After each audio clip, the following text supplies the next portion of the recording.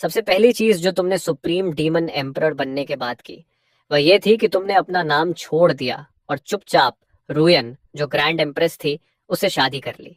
उसी रात तुमने अचानक एक डिवोर्स सिस्टम अवेकन कर लिया। अगर तलाक होता तो तुम्हारी आधी कल्टीवेशन तुम्हारी पत्नी को मिल जाती, लेकिन तुम्हें वही ताकत 10,000 गुना वापस मिलती, आसमान के नीचे बेजोड़ शक्ति के साथ। लेकिन सिस्टम को यह नहीं पता था कि तुम बहुत पहले ही खून खराबे और लड़ाइयों से थक चुके थे। अब तुम बस एक साधारण जिंदगी जीना चाहते थे। ऐसे ही 1,000 साल गुजर गए। तुम्हारी 2 बेटियां और एक बेटा हुआ और जिंदगी पूरी और संतुष्ट लगने लगी। लेकिन जिस दिन तुम्हारी पत्नी सिंहासन पर बैठी, उसी दिन उसने सबके सामने ऐलान कर दिया कि वह तुमसे तलाक चाहती है। तुमने कहा, मुझे एक वजह दो। उसने धीमी आवाज में कहा, मुझे माफ कर दो, ये मेरी गलती है। मैंने अभी अभी इमैक्युलेट एम्परर्स सीट अवेकन किया है। अगर मुझे और ताकतवर बनना है तो मुझे हर इच्छा और लगाव को तोड़ना होगा। ये कहकर लियो रुयान ने आंखें बंद कर लीं। वह तुम्हारी आंखों में देखने की हिम्मत नहीं कर पा रही थी। यह सुनकर तुम्हें बस हंसी आई। अपनी कल्चरेशन, अपने पति और अपने बच्चों के बीच तुम्हारी पत्नी ने अपनी कल्टीवेशन को चुन लिया था। उसी समय लियो रुयन की मास्टर लिन चिंगशुए ने उसे जल्दी से कहा, रुयन, अब और समय बर्बाद नहीं कर सकते। तुम्हारा एम्परर ऑरा लगभग पूरा हो चुका है। अगर अभी कुछ भी इसमें बाधा बना तो शायद तुम कभी सबसे ऊंचे शिखर तक नहीं पहुंच पाओगे। उसकी बात पूरी भी नहीं हुई थी कि अचानक लिन चिंग शुए को एक भयानक किलिंग इंटेंट महसूस हुआ जो सीधे उसी पर आ रहा था। बिजली की तेजी से उसने उस डरावने दबाव की दिशा में देखा।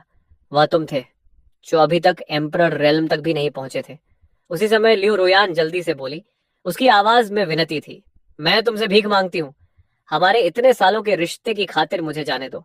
तुमने लियो रोयान को घूर कर देखा और फिर अपने एम्परर सेंस की ताकत से सीधे उसके सोल सी में घुस गए।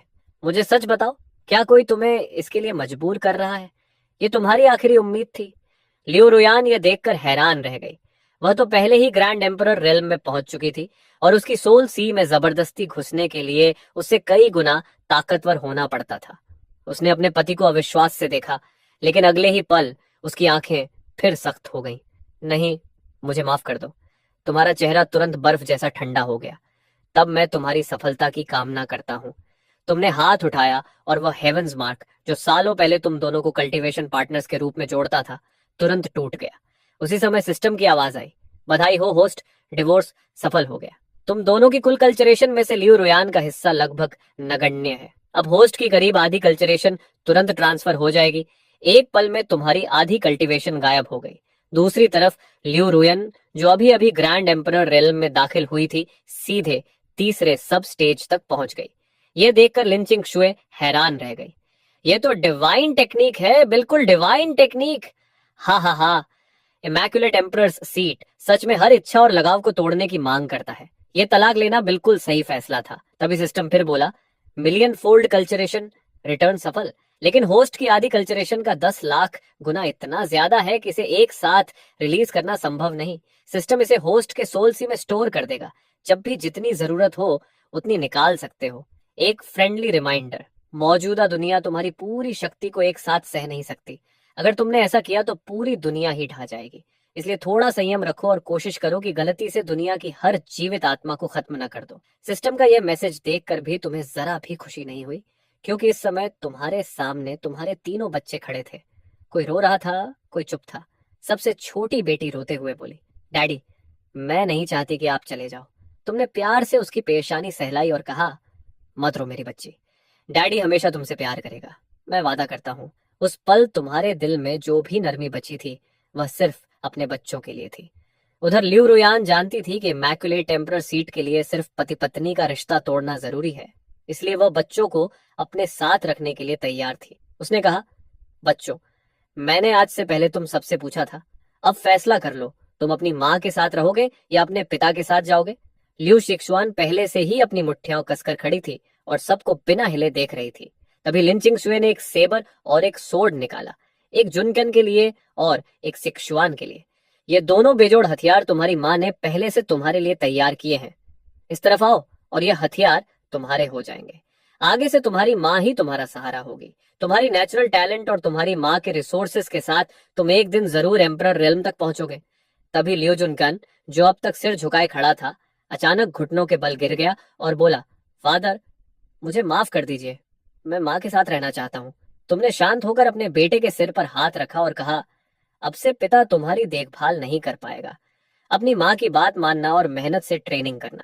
ये कहकर वह उठकर लियो रुयन की तरफ चला गया।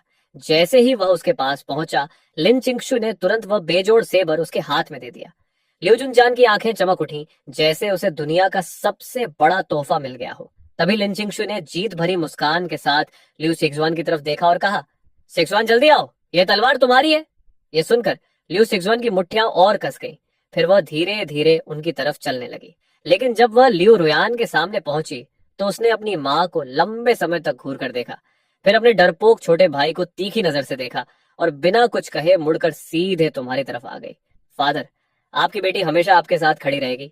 अपनी बड़ी बेटी को देखकर तुम्हारे जमे हुए दिल में फिर से गर्माहट लौट आई। तुमने पूछा, शिशुआन, क्या तुम सच में पक्की हो? माँ के सवाल के सामने लियो सिक्सुआन चुप रही। लियो रुयान ने फिर कहा, सिक्सुआन, तुम अभी छोटी हो, तुम्हें समझ नहीं है कि यह फैसला कितना बड़ा है। तुम्हें अपने भविष्य के बारे में सोचना चाहिए। अगर तुम अपने पिता के साथ जाओगी तो तुम्हारे पास एम्परर रियलम तक पहुंचने की कोई उम्मीद नहीं होगी। लियो शिशुआन ने ठंडे स्वर में जवाब दिया, मुझे किसी पर निर्भर होने की जरूरत नहीं। मैं अपनी मेहनत से एम्परर रियलम तक पहुंच सकती हूँ। तभी लियो जुनकैन बोला, सिस। लेकिन उसकी बात पूरी होने से पहले ही लियो शिशुआन ने उसे काट दिया। अपना मुंह बंद रखो। एक शब्द और बोला तो आज से मेरा कोई भाई नहीं रहेगा। लियो शिशुआन ये बात अच्छी तरह जानती थी कि उनकी माँ हमेशा कल्टीवेशन में डूबी रहती थी, जबकि उनके पिता का प्यार उनके लिए सच में असीम था। लियो शिशुआन की बात सुनकर लियो जुनकान ने सिर झुका लिया, लेकिन उसके दिल के अंदर अब भी उसे लग रहा था कि उसकी बहन बस अपने जज्बात में बहकर फैसला कर रही है। उनकी माँ के रिसोर्सेस के बिना वे दोनों अपनी पीढ़ी के सबसे प्रतिभाशाली प्रोडिजी कभी नहीं बन सकते थे। उधर पास खड़े लोग आपस में धीरे धीरे फुसफुसा रहे थे, देखो, लियो रुयान तो एक ही छलांग में सीधे ग्रैंड एम्परर रेल्म के लेट स्टेज तक पहुंच गई। इतनी टैलेंट और ताकत के साथ वह जरूर इमॉर्टल डोमेन के सबसे ऊंचे शिखरों में से एक बनेगी। जो आदमी लियो रुयान के साथ नहीं गया वह अपनी जिंदगी की सबसे बड़ी गलती कर रहा है। जब लियो रुयान ने देखा कि उसकी बड़ी बेटी का फैसला बदलने वाला नहीं है तो उसने अपनी सबसे छोटी बेटी मियाओ मियाओ की तरफ देखा और पूछा, और तुम? मियाओ मियाओ? मियाओ मियाओ ने तुरंत तुम्हारा हाथ कसकर पकड़ लिया और गुस्से में बोली, माँ बहुत बुरी है, मैं आपसे कभी बात नहीं करूंगी। लियो रुयान ने लियो मियाओ मियाओ को देखा। उसके चेहरे पर भावनाओं का अजीब सा मिश्रण था जिसे समझना मुश्किल था। मियाओ मियाओ, माँ के पास आ जाओ। अब से हम ऐसे मास्टर्स को बुलाएंगे जो कल्टीवेशन में मशहूर हैं, और ऐसे शेफ्स भी जो बहुत स्वादिष्ट खाना बनाते हैं। वे तुम्हारे लिए हर दिन स्वादिष्ट केक और खाना बनाएंगे। तुम बहुत बुरी हो, मुझसे बात मत करो। डैडी, चलो यहाँ से, मुझे यहाँ नहीं रहना। अपनी छोटी बेटी के टूटे हुए चेहरे को देखकर तुमने धीरे से कहा, मियाओ मियाओ, थोड़ी देर सो जाओ। डैडी को बस कुछ बातें कहनी है, फिर हम यहाँ से चले जाएंगे। तुम अपनी बात पूरी भी नहीं कर पाए थे कि मियाओ मियाओ तुम्हारी बाहों में ही सो गई। तुमने उसे अपनी बड़ी बेटी को संभालने के लिए दिया और ठंडी नजर के साथ लियो रोयान के पास जाकर खड़े हो गए। तलाक वाले उस पल को याद करते हुए तुम कुछ देर के लिए यह भी भूल गए थे कि आगे कौन सा रास्ता चुनना है। लेकिन जब तुम्हारी दोनों बेटियों ने बिना झिझक तुम्हारे साथ रहने का फैसला किया तो तुम्हारे सामने फिर से एक रास्ता साफ हो गया। ग्रैंड एम्परर रियलम सच में काफी ताकत है। उम्मीद करता हूँ कि एक दिन तुम्हारी ताकत मेरी दोनों बेटियों से भी आगे निकल जाए। तुमने इससे ज्यादा कड़वी बात नहीं कही। आखिर तुमने कभी इस औरत से पूरे दिल से प्यार किया था, लेकिन अगले ही पल तुमने हाथ बढ़ाकर लिन चिंगशु का गला पकड़ लिया। तुम अभी मेरे बच्चों को अपनी तरफ करने के लिए हर चाल चल रही थी। अगर तुम उसकी मास्टर ना होती और मेरे बच्चे यहाँ मौजूद ना होते तो तुम अब तक मर चुकी होती।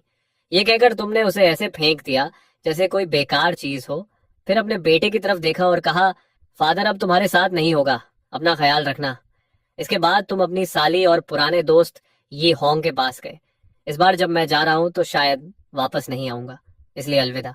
ये होंग ने तुम्हारी तरफ अपराध बोध भरी आंखों से देखा, क्योंकि जो दो बेजोड़ हथियार लिन चिंगशु ने अभी दिखाए थे वे असल में ये होंग ने ही बनाए थे। चिंगेन, मैं भी यहाँ नहीं रहना चाहती, चलो हम साथ चलते हैं। तुमने सिर हिलाकर कहा, नहीं ये होंग, मैं डीमन डोमेन जा रहा हूँ, मैं वहीं से आता हूँ। हम वॉइस ट्रांसमिशन के जरिए संपर्क में रहेंगे। अगर कभी मुझसे मिलना चाहो तो डीमन डोमेन आ जाना, मैं किसी को तुम्हें लेने भेज दूंगा। ठीक है, फिर मिलेंगे। ये कहकर तुम आसमान में उठ गए और पहली बार अपनी कल्टीवेशन ऑरा को बिना छिपाए खुलकर बहने दिया। फिर अपनी दोनों बेटियों को साथ लेकर दूर आसमान की तरफ उड़ गए। वहां मौजूद हर इंसान यह नजारा देखकर स्तब्ध रह गया। वह आदमी, वह डीमन डोमेन से है और उसकी कल्चरेशन ग्रैंड एम्परर रियलम के पीक पर है। वह इतने सालों से इमॉर्टल डोमेन में हमारे बीच रह रहा था और किसी को पता भी नहीं चला। यह सुनकर लियो रुयान की आंखें चौड़ी हो गईं। इतने सालों तक उसे इस सच्चाई के बारे में कुछ पता ही नहीं था। रुयन, और वह आदमी असल में डीमन डोमेन से है। तुमने उसे तलाक देकर बिल्कुल सही किया। उसने जरूर देखा होगा कि तुम ग्रैंड एम्परर रियलम के लेट स्टेज तक पहुंच गई हो और अंदर से डर गया होगा। जब तुम ग्रैंड एम्परर रियलम के पीक तक पहुंच जाओगी तब तुम्हारी ताकत उसे आसानी से कुचल देगी। लियो रुयान ने सिर हिलाया। अब उसकी टैलेंट इतनी बढ़ चुकी थी कि पिछले 1 अरब सालों के सबसे महान डीमन एम्परर से भी वह ज्यादा पीछे नहीं थी। आधे घंटे बाद तुम अपनी दोनों बेटियों को इमॉर्टल डोमेन और डीमन डोमेन की सीमा पर ले आए। सिक्सुआन, मियाओ मियाओ आगे डीमन डोमेन है। क्या तुम दोनों को डर लग रहा है? डैडी हमारे साथ हैं, हमें कहीं भी डर नहीं लगता। हाँ, मियाओ मियाओ को भी डर नहीं लगता। ये सुनकर तुम मुस्कुराए और प्यार से दोनों बेटियों के सिर पर हाथ फेरा। और तुम्हें डरना भी नहीं चाहिए, क्योंकि तुम्हारे डैडी को बहुत समय पहले ही कोई हरा नहीं सकता। डैड, क्या सच में आपको कोई हरा नहीं सकता? आपने ही तो हमें सिखाया था कि हमेशा कोई ना कोई हमसे ताकतवर होता है और हमें कभी घमंड नहीं करना चाहिए। तुम दोनों को कभी घमंड नहीं करना चाहिए। लेकिन तुम्हारे डैडी थोड़ा अलग हैं, क्योंकि बाकी सब जिस ताकतवर इंसान से डरते हैं वह इंसान मैं ही हूं। ये सुनकर लियू शिशुआन हंस पड़ी और मुंह ढक लिया। डैडी, आप तो बड़े बेशर्म हो। हाँ हाँ, डैडी की बात में थोड़ा सच तो है। अपनी दोनों बेटियों को इतने खुश होकर हंसते देख तुम्हारे दिल के सारे अंधेरे पूरी तरह मिट गए। चलो अब चलते हैं। डैडी तुम्हें डीमन डोमेन घुमाने ले जा रहे हैं। वहां बहुत सारा अच्छा खाना मिलता है। हाँ, काफी मिलता है। मुझे एक पुराना डीमन पता है, उसका खाना कमाल का होता है। लेकिन वहां जाने से पहले मुझे तुम्हें एक जगह ले जाना है। थोड़ी देर बाद तुम अपनी बेटियों को एक छिपे हुए वॉल्ट के अंदर ले गए। डैडी, ये जगह क्या है? ये डीमन डोमेन में मेरे पुराने समय का ट्रेजर वॉल्ट है। अभी जुनचान को एक बेजोड़ सेबर मिला है ना, तो अब डैडी तुम्हें भी तुम्हारे हथियार देने वाले हैं। तुमने आसपास की खाली जगह की तरफ जोर से आवाज लगाई। शाओ हिजी, तुम कहाँ चले गए? मैंने तुम्हें यहीं रहकर इस जगह की रखवाली करने को कहा था। मैं काफी देर से यहाँ हूँ और तुम्हारा कोई पता नहीं। आखिर में तुमने एक इनकैंटेशन पढ़ा और अगले ही पल लावा के अंदर से एक लंबी तलवार और काले ऑनिक्स आर्मर का एक पूरा सेट बाहर निकल आया। ये वही ब्लड डियर बैटल आर्मर था जिसे पहनकर तुमने कभी पूरे डीमन डोमेन में धूम मचा दी थी। अब फिर से रोशनी में आने का समय है। अगले ही पल वह तलवार चमकते हुए तुम्हारे हाथ में आ गई। जिक्शुआन, इस बेजोड़ तलवार का नाम जूयू इमॉर्टल स्वॉर्ड है, लेकिन मुझे इसका असली नाम साओ जिंचो ज्यादा पसंद है। आज डैडी यह तलवार तुम्हें दे रहे हैं। फिर तुमने तलवार से कहा, साओ जिंचो, ये मेरी प्यारी बेटी है।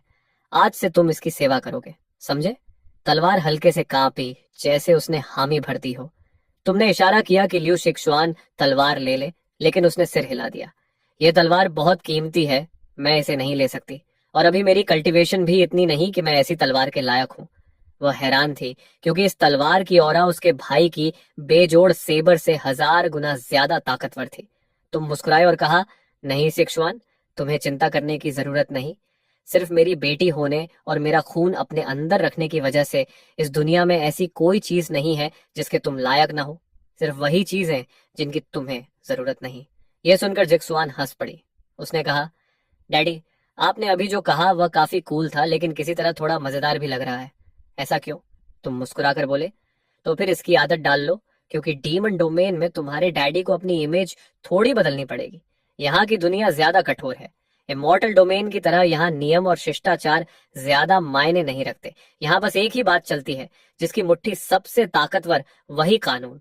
फिर तुमने कहा, इसलिए डैडी के पास तुम्हारे लिए कुछ चीजें हैं। तुमने तलवार सीधे अपनी बड़ी बेटी के हाथों में रख दी। फिर तुमने अपनी छोटी बेटी लू मियाओ मियाओ की तरफ देखा और कहा, मियाओ मियाओ, डैडी के पास तुम्हारे लिए भी कुछ अच्छा है। उसी पल वह आर्मर अचानक छोटा होने लगा और धीरे धीरे मियाओ मियाओ के पास आ गया। उसने उसे देखकर कहा, क्या ये मियाओ मियाओ के लिए है? ये तो बहुत बदसूरत लग रहा है। ये सुनते ही आर्मर हल्का सा कांप गया। तुम हंसी रोकते हुए बोले, ब्लड डियर बैटल आर्मर, सुना तुमने? मेरी बेटी को तुम्हारा अब भी वाला रूप पसंद नहीं आया। खुद को बदलकर कुछ ऐसा बना लो जो किसी बच्चे को पसंद आए। अगले ही पल काला ब्लड डियर बैटल आर्मर बदलकर गुलाबी रंग के आर्मर में बदल गया। लू मियाओ मियाओ तुरंत खुश हो गई। तुमने आर्मर की तरफ अंगूठा दिखाकर कहा, मियाओ मियाओ, अब पसंद आया? उसने चमकती आंखों से कहा, पसंद? मुझे तो बहुत ज्यादा पसंद आया। तुमने कहा, अच्छा तो अब तुम इसे अपना नया नाम दे सकती हो। तुम इससे बात भी कर सकती हो, इसे किसी भी रंग में बदल सकती हो, इसे इनविजिबल कर सकती हो, बड़ा छोटा बना सकती हो, जैसा तुम्हें पसंद हो। मियाओ मियाओ हैरान होकर बोली, सच में ये सब कर सकता है? मुझे नाम सोचने दो। वह अपनी उंगली चबाते हुए सोचने लगी। फिर अचानक उसका चेहरा चमक उठा। मिल गया, मैं इसका नाम डोनट रखूंगी। जैसे ही यह नाम पड़ा, ब्लड डियर बैटल आर्मर दुखी होकर रोने जैसा करने लगा। ये देखकर तुमने जल्दी से आर्मर को थपथपाया और कहा, सुना तुमने, अब से तुम्हारा नाम डोनट है। अगले ही पल आर्मर खुशी से हंसने लगा। तुमने कहा, म्याओ म्याओ, देखो इसे नाम पसंद आ गया। उसने कहा, लगता तो ऐसा ही है। ये सब देखकर लुजिक सुआन कुछ पल के लिए पूरी तरह चुप हो गई। फिर तुमने लावा में हाथ डालकर कई डीमन कल्चरेशन मैनुअल्स निकाले जो उनकी ट्रेनिंग के लिए सही थे। जाने से पहले भी तुम सोच रहे थे कि शाओ हिजी आखिर गया कहाँ। तुमने उसे खास तौर पर यहाँ पहरा देने के लिए छोड़ा था, और तुमने सोचा था कि वह तुम्हारी दोनों बेटियों की भी देखभाल करेगा, लेकिन उसका कहीं कोई पता नहीं था। सीक्रेट वॉल्ट से बाहर आने के बाद तुम अपनी बेटियों को मोलिंग सिटी ले आए, जहां एक बूढ़े हर्मिट की डीमन कल्टीवेशन टेक्निक उनके शरीर के लिए बिल्कुल सही लग रही थी। मोलिंग सिटी की मुख्य सड़क पर चलते हुए लू जिक्सवन की आंखें हैरानी से खुली रह गईं। उसने कहा, फादर, डीमन डोमेन के शहर तो मेरी कल्पना से बिल्कुल अलग है।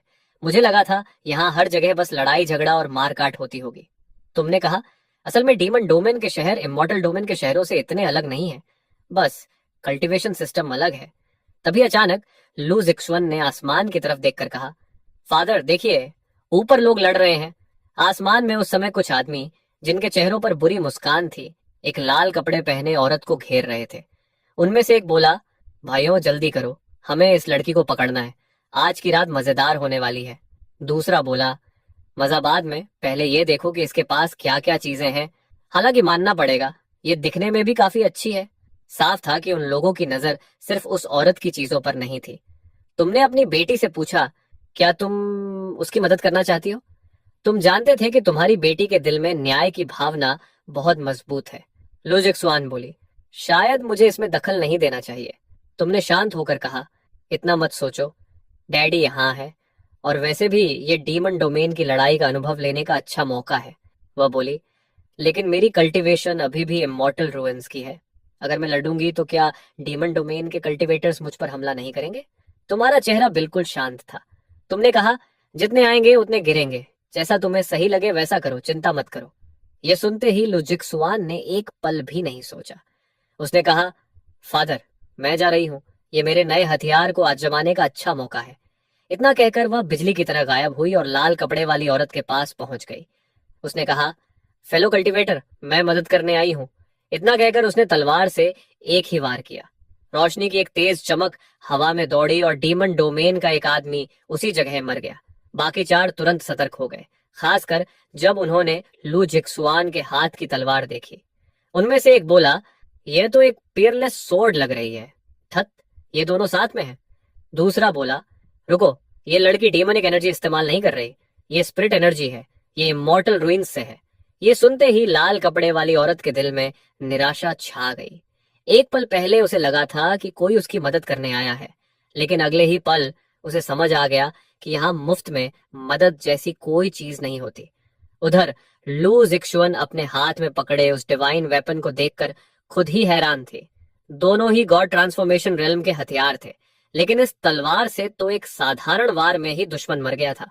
तभी किसी ने चिल्लाकर कहा, फेलो कल्टीवेटर्स, इमॉर्टल रूइंस का कोई हमारे डीमन डोमेन में घुस आया है और ऊपर से हमारे एक आदमी को मार भी दिया है। उसके पास एक पियरलेस सोर्ड भी है। सब मिलकर उस पर हमला करो, तलवार उसे मिलेगी जिसके भाग्य में होगी। बात पूरी होते ही डीमन डोमेन के कई कल्टीवेटर्स उसकी तरफ टूट पड़े, लेकिन लू जिक्सुअन ने शांति से तुम्हें वॉइस ट्रांसमिशन भेजा। फादर, यहाँ कोई भी गॉड ट्रांसफॉर्मेशन रेल्म से ऊपर नहीं है, मैं इन्हें संभाल सकती हूँ। तुमने जवाब दिया, ठीक है, पूरी ताकत से लड़ो। तुम्हें अपनी बेटी की बिल्कुल चिंता नहीं थी, क्योंकि सब कुछ तुम्हारे नियंत्रण में था। और इस तरह लुजिक सुआन दुश्मनों की भीड़ के साथ भयंकर लड़ाई में उतर गई। इस बीच लाल कपड़े वाली औरत पर अब कोई ध्यान नहीं दे रहा था।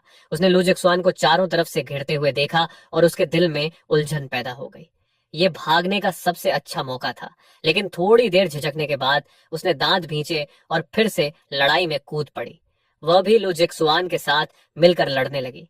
तुमने उसे देखकर कहा, बुरा नहीं, कम से कम इसमें कुछ सिद्धांत तो हैं। भाग कर नहीं गई। तभी तुमने ध्यान से उसे देखा और सोचा, रुको, इस लड़की में कुछ अजीब है। इसकी ऑरा कुछ जानी पहचानी क्यों लग रही है। लेकिन उसी समय एक डरावनी आवाज गूंजी। इमोर्टल रूइंस का कोई यहाँ, और ऊपर से एक पियरलेस स्वॉर्ड भी। सोच भी नहीं सकता था कि इस सफर में मुझे इतना बड़ा मौका मिल जाएगा। लड़की, वह तलवार इस बूढ़े को दे दो। तुम तुरंत समझ गए, मुसीबत आ गई है। ये एक सेंट किंग लेवल का ताकतवर कल्टीवेटर था। इतनी ताकतवर शख्सियत के सामने वह तलवार उनके लिए पूरी तरह पहुंच से बाहर थी। लेकिन जैसे ही उस बूढ़े आदमी की नजर तुम पर पड़ी, वह तुरंत कांप गया और बोला, ग्रैंड एम्परर। इस छोटे से जूनियर की आंखें थीं, लेकिन वह पहचान नहीं पाया। आप कृपया जारी रखें, सीनियर। ये जूनियर अभी तुरंत चला जाता है। तुमने शांत स्वर में कहा, रुको, मुझे तो तुम्हारा वह घमंडी रवैया ज्यादा पसंद आया जो अभी कुछ पल पहले था। तुम्हारी बात पूरी भी नहीं हुई थी कि उस बूढ़े आदमी ने तुरंत अपने ही दोनों हाथ तोड़ लिए और घुटनों के बल गिरकर बोला, मेरी गलती थी। मैं आपसे भीख मांगता हूँ, इस कुत्ते की जान बख्श दीजिए। तुमने ठंडी आवाज में कहा, ठीक है, लगता है तुम्हें समझ है कि तुम्हारे लिए क्या अच्छा है। वह तुरंत बोला, धन्यवाद सीनियर, मेरी जान बख्शने के लिए। इतना कहकर वह बूढ़ा पल भर में गायब हो गया। फिर तुमने आसमान में खड़े बाकी लोगों से कहा, जारी रखो, बस मुझे घूरते मत खड़े रहो। लुजिक सुआन मन ही मन सोचने लगी, तो ये होता है एक अजेय पिता होने का एहसास। लेकिन वहां मौजूद हर डीमन डोमेन कल्टीवेटर समझदार था। वे सब तुरंत मुड़कर भागने लगे। ये देखकर तुमने बस हल्के से हाथ उठाया और पूरे आसमान के एक हिस्से पर एक बैरियर खड़ा हो गया जिसने पूरे इलाके को बंद कर दिया।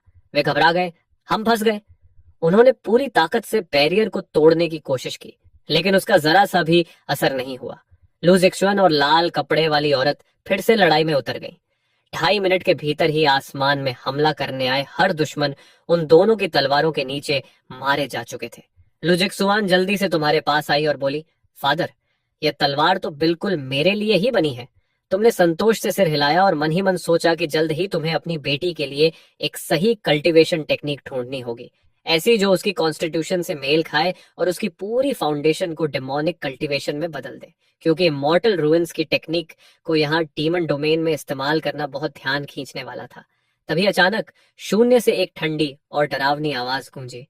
मैंने दूर से ही महसूस कर लिया था, एक पीयरलेस सोर्ड की ओरा।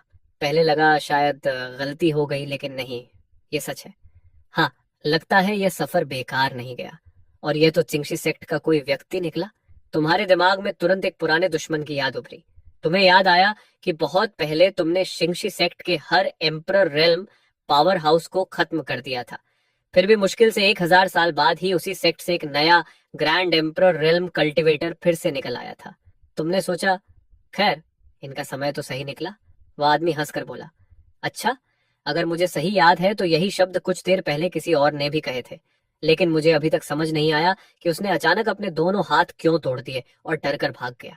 तुमने शांत स्वर में कहा, मौत को मत ललकारो। लगता है डीमन डोमेन के ज्यादातर लोगों को शिंगशी सेक्ट की पुरानी ताकत का अंदाजा ही नहीं है। वे भूल चुके हैं कि हम कभी कितने ताकतवर थे। वह आदमी घमंड से बोला, तो फिर आज मैं तुम्हें इस्तेमाल करके पूरी दुनिया को दिखाऊंगा कि शिंगशी सेक्ट अपनी सबसे ताकतवर हालत में वापस आ चुका है। तुम हल्का सा हंसे और बोले, वाह, ये तो कमाल है। तुम मेरी तलवार चुराना चाहते हो और ऊपर से मेरी ही लाइन भी चुरा ली। फिर तुमने कहा, लगता है सिंगशी सेक्ट को अभी थोड़ा और समय चाहिए पकने के लिए। तुम्हारी बात पूरी भी नहीं हुई थी कि सिंगशी सेक्ट का वह पावर हाउस जो अभी तक घमंडी मुस्कान दे रहा था, अचानक तुम्हारे हाथ में गले से पकड़ा हुआ था। उसने पूरी ताकत लगा ली, लेकिन तुम्हारी पकड़ से निकल ही नहीं पाया। वह डरकर बोला, यह असंभव है। तुमने शांत स्वर में कहा, मजेदार बात है, तुम्हारे पुराने पैट्रियार्क ने भी मरने से ठीक पहले यही शब्द कहे थे, बिल्कुल ऐसे ही। लगता है तुम्हारा चिंगशी सेक्ट सच में एक ही स्वर में बोलता है। जैसे ही तुमने यह कहा, उसके शरीर से एक भयानक काली रोशनी फूट पड़ी और एक पल में ही वह काली राख बनकर खत्म हो गया। लाल कपड़े वाली औरत यह सब देखकर बिल्कुल स्तब्ध खड़ी रह गई। उसने सोचा, यह अभी क्या हुआ। वह काली रोशनी, उसने तो एक mid stage grand emperor realm power house को पल भर में मार दिया। तुम तब तक वापस अपनी छोटी बेटी के पास पहुंच चुके थे और पूछा, म्याओ म्याओ, तुम्हें डर तो नहीं लगा। म्याओ म्याओ ने मासूमियत से कहा, डर? मुझे तो डैडी अभी बहुत कूल लगे। अपनी छोटी बेटी को देखकर तुमने मन ही मन सोचा, तुम्हारी यह प्यारी बच्ची सच में कुछ खास है, तुम्हारे खून की असली वारिस। तभी अचानक आसमान में काले और डरावने बादल उमड़ने लगे और एक गूंजती हुई प्राचीन आवाज आसमान में गूंज उठी। कौन है जो यहाँ हंगामा करने की हिम्मत कर रहा है? ऊपर से एक भारी दबाव नीचे उतरा। किसी ने कहा, यह तो मोलिंग सिटी के सिटी लॉर्ड हैं। अब वह आदमी मुसीबत में है। दूसरे ने पूछा, क्यों? जवाब आया, क्योंकि मोलिंग सिटी का सिटी लॉर्ड डीमन डोमेन के सबसे ताकतवर लोगों में से एक है, ग्रैंड एम्परर रेल्म का पीक पावर हाउस। लेकिन उसी समय तुम्हारे होठों पर हल्की मुस्कान आ गई। तुमने कहा, यह बूढ़ा अब भी दिखावा करना नहीं छोड़ता। तभी आसमान में एक आकृति धीरे धीरे दिखाई दी। उसने घमंड से कहा, कौन सा छोटा कीड़ा है जो यहाँ खड़ा है? अपना नाम बताओ। तुमने हंसते हुए कहा, तुम्हारा दादा हूं मैं, नीचे आकर प्रणाम क्यों नहीं करते? वह आदमी गुस्से में बोला, तुम्हारी इतनी हिम्मत! रुको, क्या मेरी आंखें धोखा खा रही हैं? बस इतना कहते ही आसमान का सारा दबाव और बादल एक पल में गायब हो गए। अगले ही पल वह आदमी सीधे तुम्हारे पास आ गया और जोर से हंसने लगा। अरे सच में तुम हो? इतने सालों से कहाँ छिपे हुए थे? मैं तुम्हें पागलों की तरह ढूंढ रहा था। तुमने अपनी बेटी से कहा, म्याओ म्याओ, देखो ये वही है जिसके बारे में मैं बता रहा था, वह बूढ़ा डीमन जो बहुत शानदार खाना बनाता है। म्याओ म्याओ की आंखें तुरंत चमक उठी, जबकि वह बूढ़ा डीमन पूरी तरह हैरान खड़ा था। उसने कहा, रुको, ये तुम्हारी बेटी है? कमाल है, मैं सोच रहा था कि तुम डीमन डोमेन में कहीं दिख क्यों नहीं रहे। पता चला तुम इमॉर्टल रुइंस में जाकर औरतों के पीछे भाग रहे थे। ये सुनते ही तुमने उसे जोर से एक लात मार दी और कहा, बूढ़े बेवकूफ, अगर ठीक से बात नहीं कर सकते तो मुंह बंद रखो। लेकिन श्याओ शिंगई को बिल्कुल बुरा नहीं लगा, बल्कि उसे वही पुरानी अपनापन वाली भावना महसूस हुई। तुमने कहा, मैं इस बार वापस आ गया हूँ और अब कहीं नहीं जाऊंगा। पहले मेरे लिए रहने की कोई सही जगह ढूंढो, मैं कुछ समय तुम्हारे साथ रहना चाहता हूँ। वह तुरंत खुश होकर बोला, बहुत बढ़िया, अब तुम पलट नहीं सकते। जब से तुम डीमन डोमेन छोड़कर गए हो, मेरे पास बात करने के लिए कोई नहीं था, और अब देखो तुम वापस आ गए हो और साथ में दो इतनी प्यारी बेटियां भी लाए हो। अब यहाँ कितनी रौनक रहेगी। तभी तुम्हें अचानक कुछ याद आया और तुमने कहा, नीचे आओ।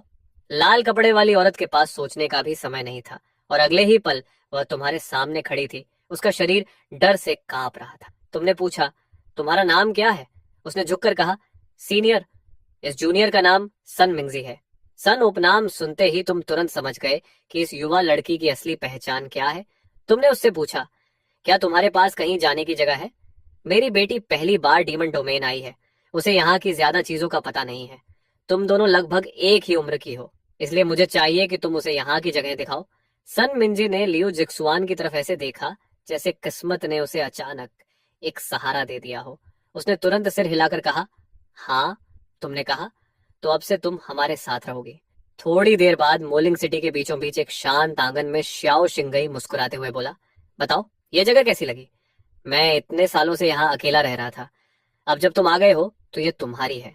तुमने आंगन को देखा और भौहें सिकोड़कर पूछा, क्या ये सच में तुम्हारा आंगन है? वह हंसकर बोला, क्या करूं, पहले मैं अक्सर तुम्हारे आंगन में आता था, इसलिए मैंने वही डिजाइन यहाँ भी बना लिया। तुम बेबस होकर हंस पड़े। तभी लियो म्याओ म्याओ ने अपना जोर से गुर्राता हुआ पेट थपथपाया और बोली, डैडी मुझे थोड़ी भूख लगी है। तुमने श्याओ सिंगी की तरफ देखा और कहा, अब समय है कि तुम अपनी असली काबिलियत दिखाओ। वह जोर से हंसा। आखिर मौका मिल ही गया दिखाने का। मियाओ मियाओ, ग्रैंडपा श्याओ अभी जाकर सामान लेकर आता है। इतना कहकर वह वहीं से गायब हो गया। लेकिन अगले ही पल वह फिर आसमान में दिखाई दिया और उसके हाथों में एक इतना बड़ा डेमोनिक पीस्ट था कि पूरा आंगन ढक जाए। रात के खाने के बाद तुम और श्याओ शिंगई पैविलियन में बैठकर पी रहे थे। उसने कहा, बच्चे सब सोने चले गए हैं, अब मत छिपाओ, चलो पीते हैं। तुमने हल्की सांस छोड़ी। शिंगी बोला, हम दोनों एक दूसरे को दसियों हजार साल से जानते हैं। जब तुम्हारे दिल में कुछ होता है तो मैं एक नजर में समझ जाता हूँ।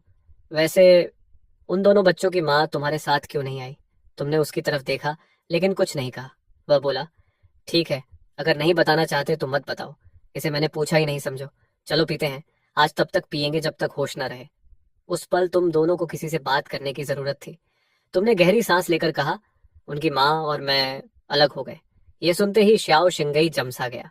उसने हैरानी से कहा, दुनिया में ऐसी कौन सी औरत होगी जो तुम्हें तलाक दे सके? मुझे तो समझ ही नहीं आ रहा। फिर तुमने उसे हाल ही में जो कुछ हुआ था सब कुछ विस्तार से बता दिया। सब कह देने के बाद तुम्हें अचानक अपने दिल में हल्कापन महसूस हुआ। लेकिन श्याओ शिंगई चुप हो गया। फिर बोला, दुनिया में इतनी मूर्ख औरत भी हो सकती है। उसे जरा भी अंदाजा नहीं कि उसने किस आदमी को खो दिया। शराब के असर में वह थोड़ा झुककर बोला, चिंगन, अगर कभी वह औरत समझ जाए कि गलती उसी की थी, तो क्या तुम उसे माफ कर दोगे? आखिर वह बच्चों की माँ है। तुमने उसे सीधे देखा और कहा, तुम मुझे सबसे बेहतर जानते हो। ऐसा सवाल तुम्हारे मुंह से नहीं आना चाहिए। वह तुरंत बोला, ठीक है, जो भी फैसला तुम करोगे, मैं पूरी तरह तुम्हारे साथ हूँ। फिर वह शरारती मुस्कान के साथ धीरे से बोला, वैसे यहाँ हर साल कुछ औरतें तुम्हें ढूंढने आती हैं, खासकर वह हुआन यान। वह तो पिछले 1000 साल से पूरे डीमन डोमेन में तुम्हें ढूंढ रही है।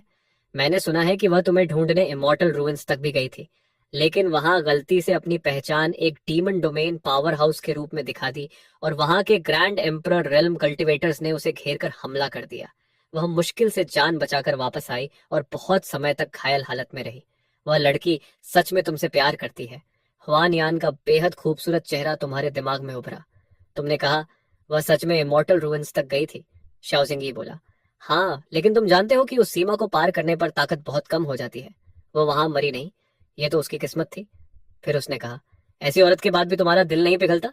तुमने भौं उठाकर पूछा, क्या तुम फिर से मैच मेकर बनने की कोशिश कर रहे हो? वह तुरंत हंसकर बोला, ठीक है, मान लो मैंने कुछ नहीं कहा। तुमने जल्दी से विषय बदल दिया और कहा, मेरी कल्टीवेशन टेक्निक मेरी बेटियों के लिए सही नहीं है। मैं चाहता हूं कि वे तुम्हारी टेक्निक सीखें। शाओजिंगी बोला, ये तो बहुत आसान है। तुम्हारी बेटियां मेरी बेटियां हैं। अगर मेरी टेक्निक भी उन्हें सूट नहीं करती, तो मैं पूरे डीमन डोमेन को छान मारूंगा जब तक कि उन्हें बिल्कुल सही टेक्निक न मिल जाए। उसी समय लियू जिक्सुआन के कमरे में मियाओ मियाओ बोली, सिस, मुझे नींद नहीं आ रही। जिक्सुआन ने पूछा, क्या हुआ? मियाओ मियाओ धीरे से बोली, मुझे माँ से थोड़ी नाराजगी है, लेकिन फिर भी उनकी याद आ रही है।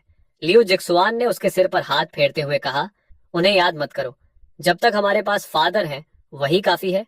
मियाओ मियाओ ने पूछा, क्या हम इस जिंदगी में माँ से फिर कभी मिलेंगे?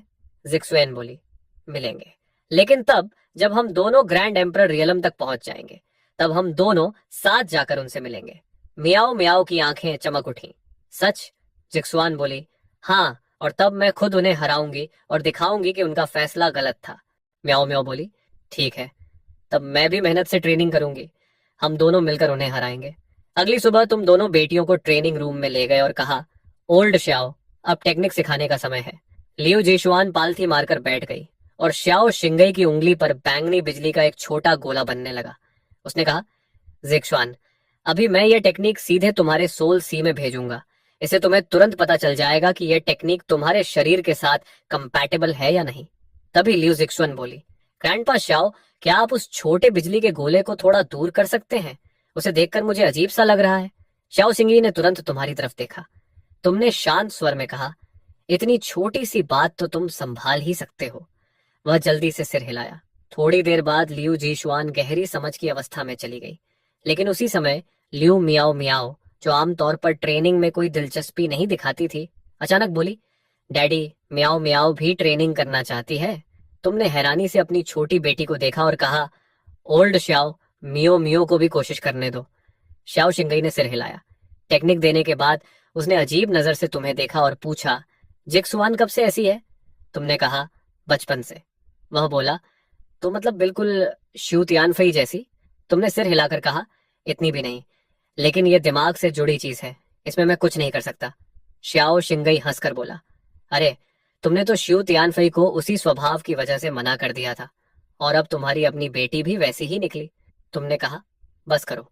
फिर तुम्हें अचानक कुछ याद आया और तुमने पूछा, अरे हाँ, मैंने तुमसे कल एक बात पूछनी भूल गया था। क्या इन सालों में तुम्हारी मुलाकात उस छोटे काले शरारती से हुई?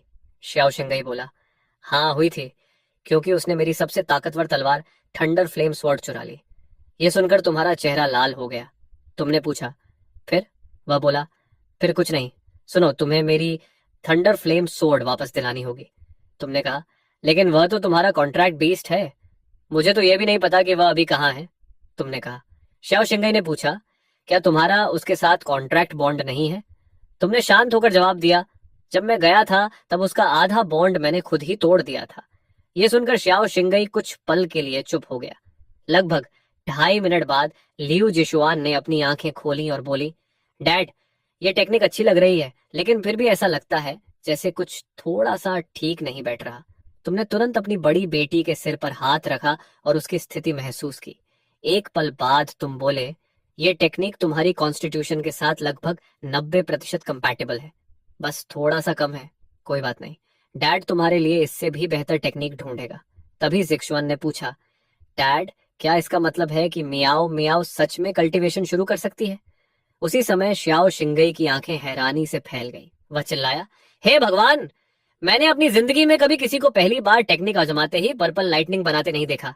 सच में तुम्हारी बेटी है? मियो मियो ने मासूमियत से पूछा। डैड, क्या मैंने सच में इतना अच्छा किया? तुम हल्का मुस्कुराए और बोले, मान लो कि जब मैंने पहली बार शुरू किया था उससे तो ये बहुत आगे है। फिर तुम तुरंत अपनी बड़ी बेटी जेक्सुआन को दिलासा देने लगे, हिम्मत मत हारो, डैड तुम्हारे लिए बिल्कुल सही टेक्निक ढूंढ रहा है। जेक्सुआन ने धीरे से सिर हिला दिया। उसके बाद शाओ शिंगई तुम्हें आंगन के बाहर ले गया और बोला, सच कहूं तो मुझे लगता है कि तुम्हें जिक्सुआन को श्यू तियान फई की टेक्निक आजमाने देनी चाहिए। तुमने तुरंत कहा, फिर वही बात। शाओ शिंगई बोला, इस बार मैं तुम्हारी पर्सनल लाइफ की वजह से नहीं कह रहा, मैं इसलिए कह रहा हूं क्योंकि उन दोनों का स्वभाव बहुत मिलता जुलता है। हो सकता है वह टेक्निक उसके लिए बिल्कुल सही हो। तुमने कुछ देर सोचा और पूछा, क्या तुम दोनों अभी भी संपर्क में हो? शाओ शिंगी बोला, क्या मेरे पास कोई और विकल्प है? हर सुबह ठीक 5 बजे मुझे उसे मैसेज भेजना पड़ता है कि तुम्हारे बारे में कोई खबर मिली या नहीं। अगर नहीं भेजूं तो वह मुझे बहुत बुरी तरह डांटती है, खासकर तब से जब उसकी तलवार चोरी हो गई। तुमने हल्की मुस्कान के साथ कहा, अब समझ आया, इतने सालों से तुम मुझे उसके साथ रहने के लिए क्यों कह रहे थे? तुम पर दबाव डाला जा रहा था। श्याओ शिंगई तुरंत बोला, ऐसा बिल्कुल नहीं है। तुमने कहा, ठीक है, उसे मैसेज भेजो, उसे यहाँ बुलाओ। यह सुनकर श्याओ शिंगई ने राहत की लंबी सांस ली। आखिरकार अब मुझे हर दिन वही मिशन नहीं करना पड़ेगा। लेकिन सिर्फ 15 मिनट बाद ही लियो म्याओ म्याओ ने खिड़की की तरफ इशारा करते हुए कहा, डैड, ये कितना अजीब है, अचानक बाहर बर्फ गिर रही है। उसी समय खिड़की के बाहर एक सफेद कपड़ों में लिपटी आकृति दिखाई दी। बाहर से आवाज आई, छोटे शिंगी, तुमने कहा था कि उस आदमी के बारे में कोई सुराग मिला है। मैंने भी उसके बारे में कुछ जानकारी ढूंढी है। श्यू तियानफई दरवाजे की तरफ बढ़ी, लेकिन अंदर जाने से पहले रुक गई, क्योंकि वह अपने कपड़े गंदे नहीं करना चाहती थी। तभी कमरे के अंदर से वह आवाज आई जो उसके सपनों में हर रात गूंजती थी, तुम आ गई, अंदर आकर बैठो। अगले ही पल श्यू तियानफई कमरे के अंदर पहुंच चुकी थी। उसने तुरंत पूछा, तुम इतने साल कहाँ थे? तुम्हें पता है मैंने क्या क्या सहा है? श्याओ शिंगई उसे इस तरह बेबस बनने का नाटक करते देखकर मन ही मन सोचने लगा, इस दुनिया में वह सिर्फ तुम्हारे सामने ही ऐसा व्यवहार करती है। तुमने शांत स्वर में कहा, तुम पहले जैसी ही हो। वह तुरंत बोली, नहीं, मैं बहुत बदल गई हूँ। फिर उसने तुम्हारे पास खड़ी 2 लड़कियों को ध्यान से देखा और पूछा, और ये दोनों छोटी लड़कियां? तुमने कहा, ये मेरी दोनों बेटियां हैं, म्याओ म्याओ जिक्सुआन, इन्हें आंटी जुए कहो। ये सुनते ही श्वे तियनफे लगभग खून थूकने वाली थी। उसकी हालत देखकर तुम भी थोड़ा चौंक गए। असल में तुमने जानबूझकर ऐसा परिचय दिया था ताकि श्यू तियानफई हमेशा के लिए उम्मीद छोड़ दे। लेकिन तुमने नहीं सोचा था कि उसकी प्रतिक्रिया इतनी तीखी होगी। कमरे का माहौल अचानक अजीब हो गया। तुमने कहा, जिक्सुआन, अपनी बहन को कमरे में लेकर जाओ और खेलो। उसने कहा, ठीक है। लियो जिक्सुआन ने मियाओ मियाओ का हाथ पकड़ा और कमरे से बाहर चली गई। अब कमरे में सिर्फ 3 लोग बचे थे। श्याओ शिंगई ने तुम दोनों की तरफ देखा और बोला, असल में मुझे कुछ काम याद आ गया है, तुम लोग यहीं रहो। ये कहकर वह निकल गया। तुमने श्यू तियानफई से पूछा, तुम ठीक हो? उसने अपने होंठ के कोने से खून पोंछते हुए कहा, मैं ठीक हूं। तो तुमने चेन जू में शादी कर ली थी? तुमने सिर हिलाया। उसने कहा, 2 बच्चे, दोनों सुंदर, बिल्कुल तुम्हारे जैसे। श्याओ शिंगई दूर से ही समझ गया कि श्यू तियानफई दया पाने का नाटक कर रही है। उसने पूछा, तो बच्चों की माँ कहाँ है? तुमने कहा, हम अलग हो चुके हैं। यह सुनते ही श्यू तियानफई का चेहरा अचानक चमक उठा। उसने मुश्किल से अपनी मुस्कान रोकी और बोली, अरे, ये तो बहुत बुरा हुआ। फिर उसने जल्दी से खुद को संभाला और पूछा, तो क्या तुम वापस जाने वाले हो? तुमने कहा, नहीं, जो हो गया वह हो गया। श्यू तियानफई तुरंत सहानुभूति दिखाने लगी। सही कहा, जब कोई रिश्ता टूट जाता है तो उसे वापस जोड़ना मुश्किल होता है, आगे बढ़ना ही बेहतर है। वैसे मुझे फर्क नहीं पड़ता कि पहले तुम्हारा किसी और औरत से रिश्ता था। अगर वह सब अब खत्म हो चुका है तो सब ठीक हो सकता है। और वैसे भी उन दोनों बच्चों की माँ अब उनके साथ नहीं है। क्या तुमने कभी सोचा कि उन्हें एक सौतेली माँ की जरूरत होगी? ये कहते हुए श्यू तियानफई का चेहरा लाल हो गया। श्याओ शिंगई ने यह देखा तो वह अंदर ही अंदर मुस्कुराने लगा। तुमने लंबी सांस लेकर कहा, जब समय आएगा तब देखा जाएगा। अभी मैं इन सब चीजों के बारे में नहीं सोच रहा। शू तियानफई ने तुरंत कहा, ठीक है, लेकिन जब भी तुम्हें बच्चों के लिए एक स्टेप मॉम की जरूरत हो तो मुझे बता देना। मुझे किसी के बारे में पता है जो तुम्हारे लिए बिल्कुल सही होगी। तुमने तुरंत विषय बदल दिया और कहा, वैसे मैंने ओल्ड श्याओ से तुम्हें बुलाने के लिए कहा क्योंकि मुझे तुमसे एक मदद चाहिए। उसने कहा, हमारे रिश्ते को देखते हुए सीधे बताओ। तुमने कहा, मेरी बड़ी बेटी को डीमन रेल्म की कल्टीवेशन टेक्निक चाहिए। मैं उसके लिए सही टेक्निक ढूंढ रहा हूँ। देखना चाहता हूँ कि क्या तुम्हारी टेक्निक उसके लिए सही होगी। उसने तुरंत कहा, बस इतनी सी बात, मैं अभी उसे दे देती हूँ और देख लेते हैं। अंदर ही अंदर शू तियानफई समझ गई कि यह उसका मौका है। अगर वह बच्चों का दिल जीत लेती है तो आगे सब आसान हो जाएगा। थोड़ी देर बाद वह लियू जिक्सवन के कमरे में गई और मुस्कुराकर बोली, दोनों छोटी राजकुमारियां क्या कर रही हैं? जिक्सवन बोली, मैं डीमन रेल्म के बारे में सीखने की कोशिश कर रही हूँ। श्यू तियानफई ने कहा, अगर तुम्हें किसी चीज में उलझन हो तो आंटी श्यू से पूछ लेना, मुझे यहाँ की हर चीज पता है। जिक्सवान ने कहा, धन्यवाद आंटी श्यू। उसने मुस्कुराकर कहा, कोई बात नहीं, इसी के लिए तो आंटी होती है। अच्छा, तुम्हारे डैड ने कहा था कि मैं तुम्हें एक टेक्निक दूं, जब चाहो तब इसे आजमा सकती हो। जिक्सवान ने तुरंत कहा, अभी ठीक है। वह पालथी मारकर बैठ गई। शू तियानफई ने अपनी उंगली पर एक बिल्कुल साफ और खूबसूरत बर्फ के टुकड़े जैसा क्रिस्टल स्नोफ्लेक बना लिया। लू जीशुआन उस एकदम परफेक्ट स्नोफ्लेक को देखती रही और अचानक उसके अंदर गहरी शांति की लहर फैल गई। कुछ देर बाद जिक्सवान ने आंखें खोली और कहा, डैड, इस टेक्निक की प्रैक्टिस करते हुए बहुत अच्छा लग रहा है। कहीं भी कुछ गलत नहीं लग रहा। तुमने उसकी जांच करने के लिए उसके सिर पर हाथ रखा और पूरी तरह महसूस किया।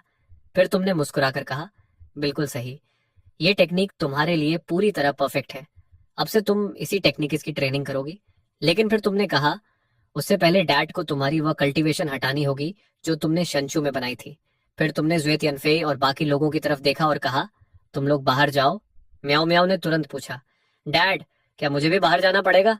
तुमने कहा, हाँ, अपनी बहन को डिस्टर्ब मत करो। क्या तुम्हें फ्रोजन वाटरमेलन नहीं चाहिए था?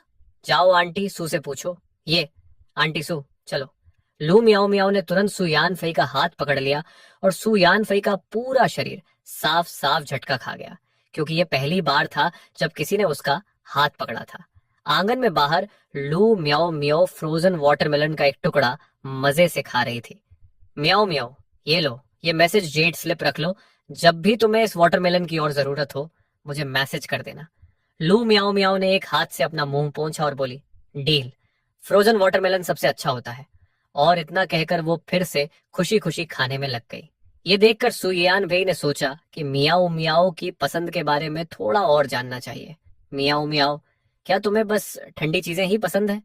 नहीं, मुझे तो बस जो भी स्वादिष्ट हो वो सब पसंद है। ये सुनकर सुयान फेई तुरंत समझ गई कि ये छोटी सी फूडी है। मियाओ मियाओ, आंटी सू को कुकिंग ज्यादा अच्छी नहीं आती, लेकिन मैं सीख सकती हूँ। आगे से मैं तुम्हारे लिए हर तरह की चीजें बनाऊंगी, ठीक है? कोई बात नहीं, अंकल शाओ पहले से ही बहुत अच्छे कुक हैं। सुयान फेई एक पल के लिए रुक गई, फिर बोली, तो कैसा रहेगा अगर आंटी सू तुम्हें डीमन रेल्म की लोकल स्पेशलिटीज ला कर दे, जैसे डीमन बॉल्स? उनकी खुशबू ही तुम्हें दीवाना कर देगी। लो म्याओ म्याओ की आंखें चमक उठी, ये तो कमाल है। आंटी सू, अब से आप डीमन रेल्म में मेरी सेकंड बेस्ट फ्रेंड हो। सू यनफे को जिज्ञासा हुई, तो फर्स्ट कौन है? अंकल शाओ, ऑब्वियस है। सू यनफे तुरंत भड़क गई, शाओ सिंगी, अब तुम गए काम से। उसी समय शाओ सिंगी अभी अभी कैबिन से बाहर निकला ही था कि अचानक उसकी रीढ़ में ठंड सी दौड़ गई। इधर आओ, मैंने इस बार क्या कर दिया? सो येयान फाई ने श्याओ शिंगई को पकड़कर स्टोन पैविलियन तक खींच लिया और साइड में जाकर उसका पूरा व्यवहार बर्फ जैसा ठंडा हो गया। मुझे तुमसे एक सवाल पूछना है, क्या तुम्हें उस औरत के बारे में सब कुछ पता है? श्याओ शिंगई का चेहरा झटके से हिल गया। क्या तुम एक बार नॉर्मल इंसान की तरह मुझसे बात कर सकती हो? मैं इतने समय से तुम्हारे लिए अच्छी बातें ही कह रहा हूँ। हाँ हाँ, जब देखूंगी तब मानूंगी। ठीक है ठीक है, भलाई का जमाना ही नहीं रहा। बोलो क्या जानना है? समय बर्बाद मत करो, जो कुछ जानते हो सब बताओ। कुछ देर बाद श्याओ शिंगई ने जो कुछ भी उसे पता था सब बता दिया। सब सुनने के बाद सुयान फई पूरी तरह हैरान रह गई। रुकिए, वो औरत सच में इतनी बेवकूफ है? हाँ, उस समय मुझे भी बिल्कुल यही लगा था। सुयान फाई तुरंत संभल गई। नहीं नहीं, मुझे उसे बेवकूफ नहीं कहना चाहिए। अगर उसने अपने पास जो था उसकी कद्र की होती तो मुझे जिंदगी में कभी ये मौका ही नहीं मिलता। वैसे भी चिंगेन को मैं जितना जानती हूँ उसके वापस जाने का कोई सवाल ही नहीं है।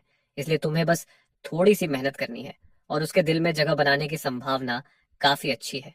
जानते हो क्या, मुझे अब तुम थोड़े पसंद आने लगे हो, इसलिए आज तुम्हें छोड़ देती हूँ।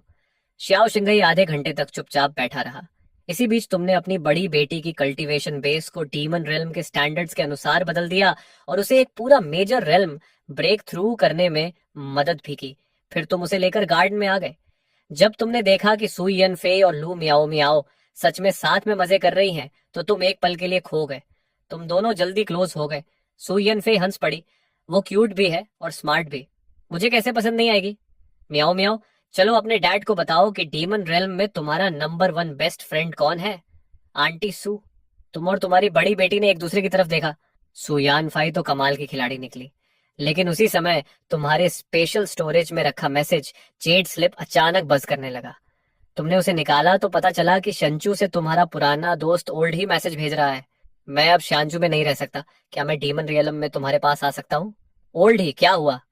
तुम्हारे जाने के बाद सबको पता चल गया कि तुम डीमन रेल्म के सबसे बड़े राइवल्स में से एक हो, और मेरे तुम्हारे साथ रिश्ते की वजह से पूरा सेक्ट हमें लगभग एक ही समझता है।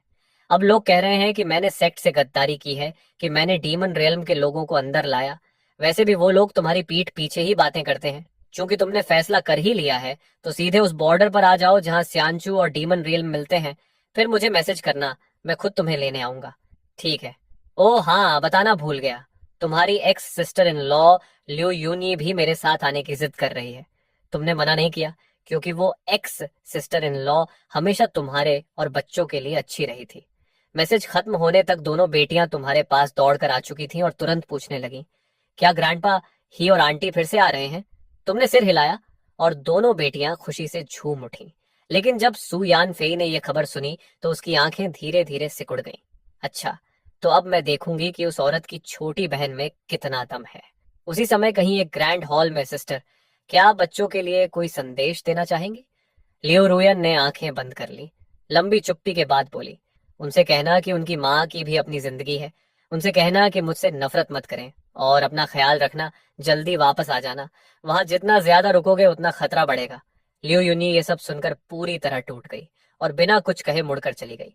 अगले दिन दोनों शांचू और डीमन रेलम की सीमा पर पहुंच गए। ओल्ड ही ने जेट स्लिप निकाला और मैसेज भेजा, हम बाउंड्री पर पहुंच गए हैं, तुम कहाँ हो? ज्यादा देर नहीं हुई थी कि सीमा पार करते ही उनके सामने अचानक एक आकृति प्रकट हुई। तुम तुरंत आगे बढ़े। ओल्ड ही ने तुम्हारे कंधे पर थपकी दी। पहली बार यहाँ आए हो मोयू, हमें सुरक्षित रखना। चिंता मत करो, डीमन रियल में कोई तुम्हें छू भी नहीं सकता। चलो मेरे पीछे आओ, बच्चे पहले से तुम्हारा इंतजार कर रहे हैं। थोड़ी देर बाद तुम सबको कोर्टयार्ड में ले आए।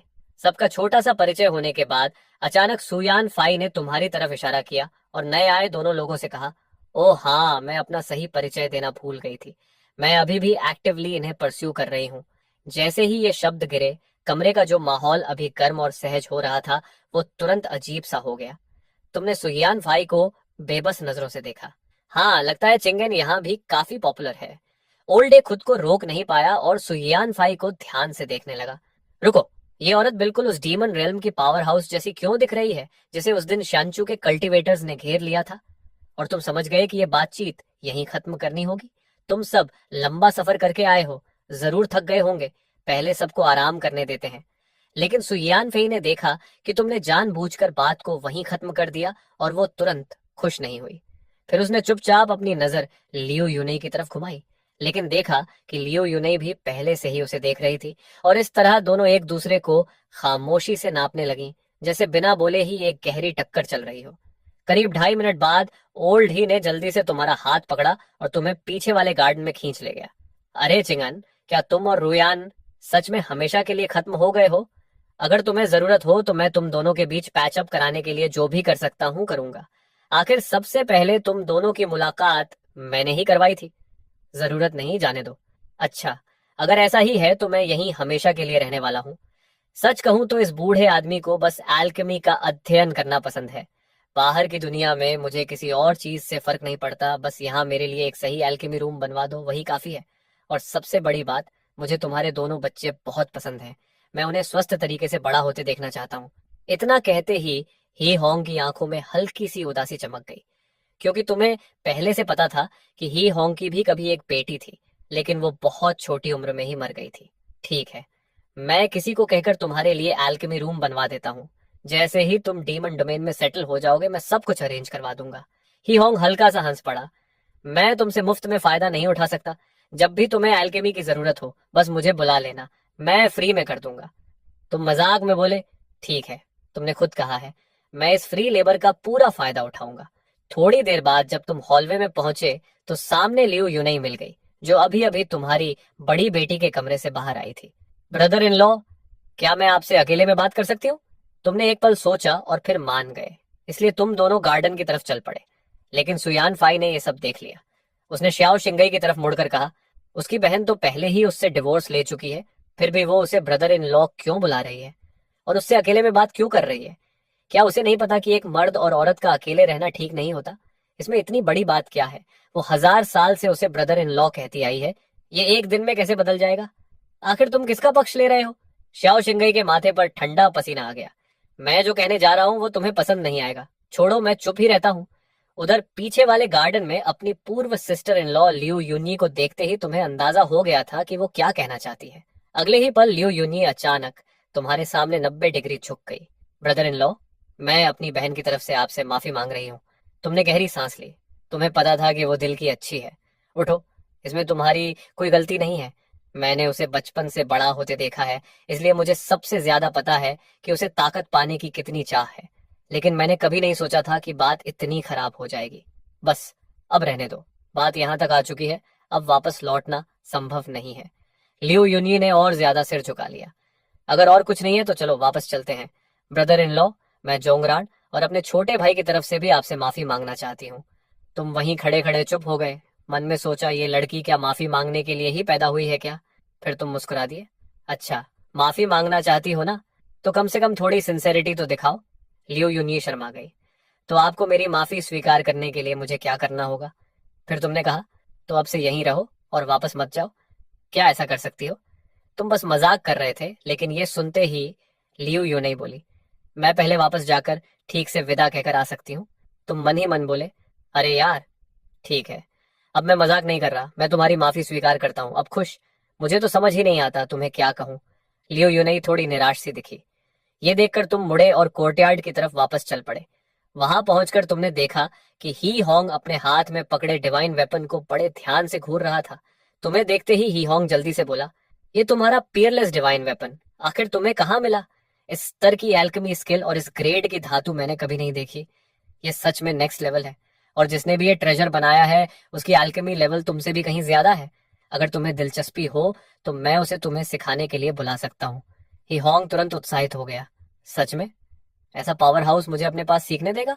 अगर वो नहीं मानेगा तो मैं उसे पीट कर मना लूंगा, इसकी चिंता मत करो। पीट कर मनवाओगे? ये तो थोड़ा अजीब लग रहा है। और अगर मैं गलत नहीं हूं तो जिसने ये ट्रेजर बनाया है वो ग्रेट एम्परर रेल्म के पीक पर है। क्या तुम सच में उसे हरा सकते हो? तभी श्याओ चिंगई हंस पड़ा।